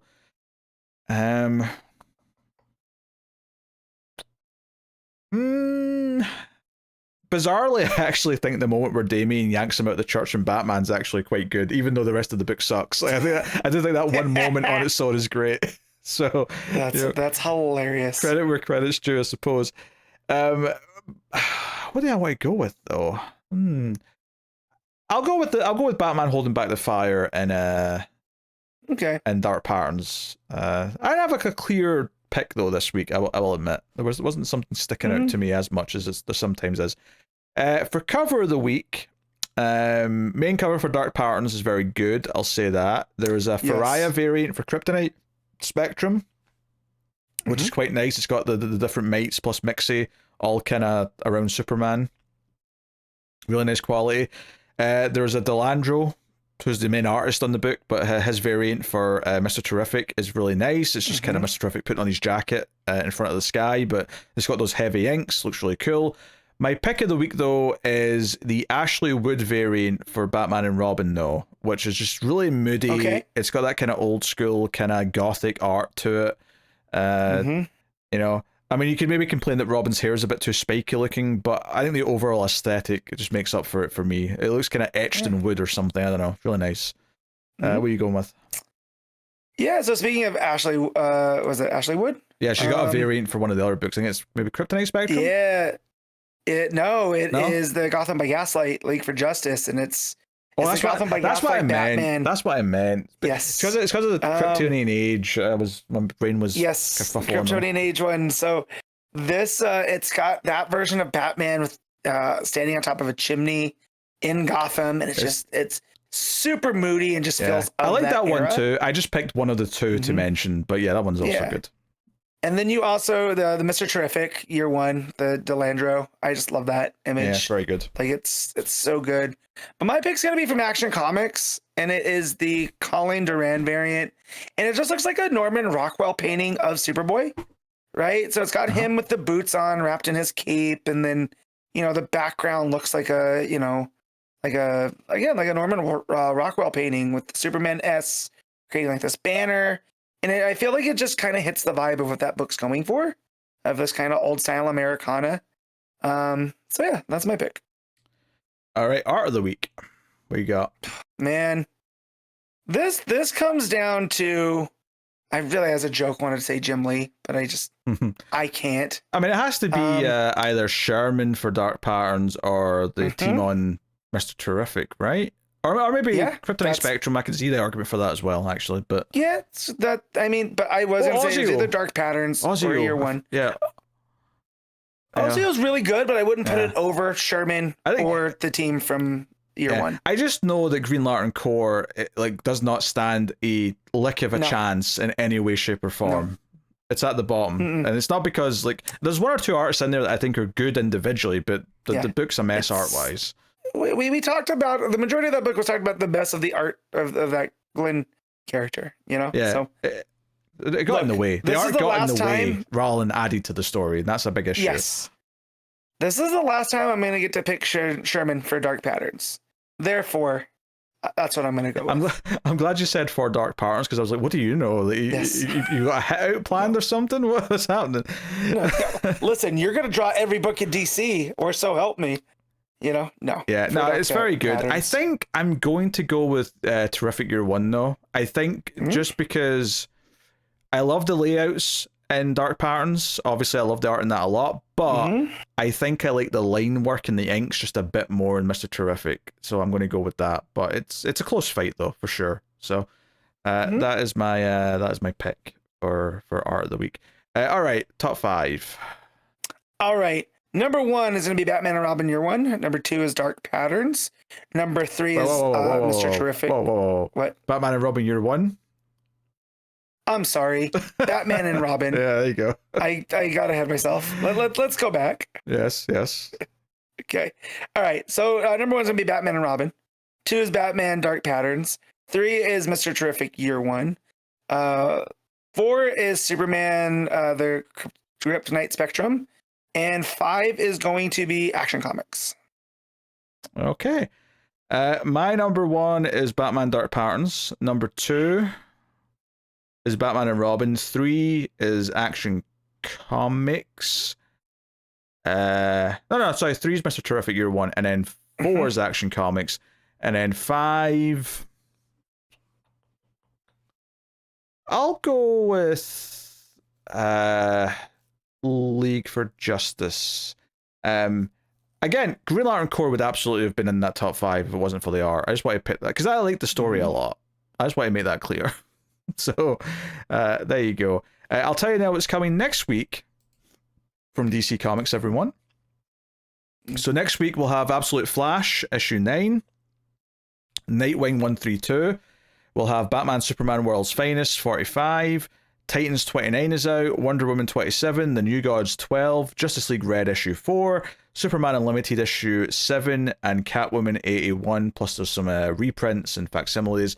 It's also worth mentioning that the Batman Deadpool issue 1 crossover issue is out now. I don't know if that's going to be physical exclusive the last one was, because that was a very last minute thing I found out about last time. So I don't know, even if it isn't, will we do it? I'm not entirely sure, but we'll see if it's available and we'll give it some thought if it is. But just worth mentioning that it is also out, at least physically, this coming week. So yeah, that's what's coming next week. Also, there'll be a couple of books again from week 1, probably 3, I imagine, from week 1 next week. So it'll probably be a beefy week again, especially since I'll have a couple of Patreon books, and we'll be doing Green Arrow together as well. I think we said we're going to do that next week. So big week for books next week. So join us for that. And of course, if you are a patron or a YouTube member, or one of the reasons why you should be those things, if you want to support the show and help keep it coming, is that sometime after this issue or this episode, our 4th issue of Batgirl Year 1 will be going out on Patreon and YouTube memberships, because we're reviewing that as an exclusive series. So check that out if you would like. But yeah, just you can support us over at Patreon. Helps out a bunch, keeps us going. Of course, you can support us with some free ways like liking on YouTube or rating us 5 stars on your podcast app. Any and all help is greatly appreciated. Thanks to everyone who already does support us in any of these ways. And of course, that's us, right? Have I got anything else? I said that as if it was something else to tell you. I think that's everything. All right, so yeah, apologies again for no episode last week. It was kind of tech issues mixed with a couple of things that got in the way. So hopefully we're good now for the foreseeable. But thank you for joining us. We do appreciate it. Keep reading comics, and remember to never get lost in the Speed Force.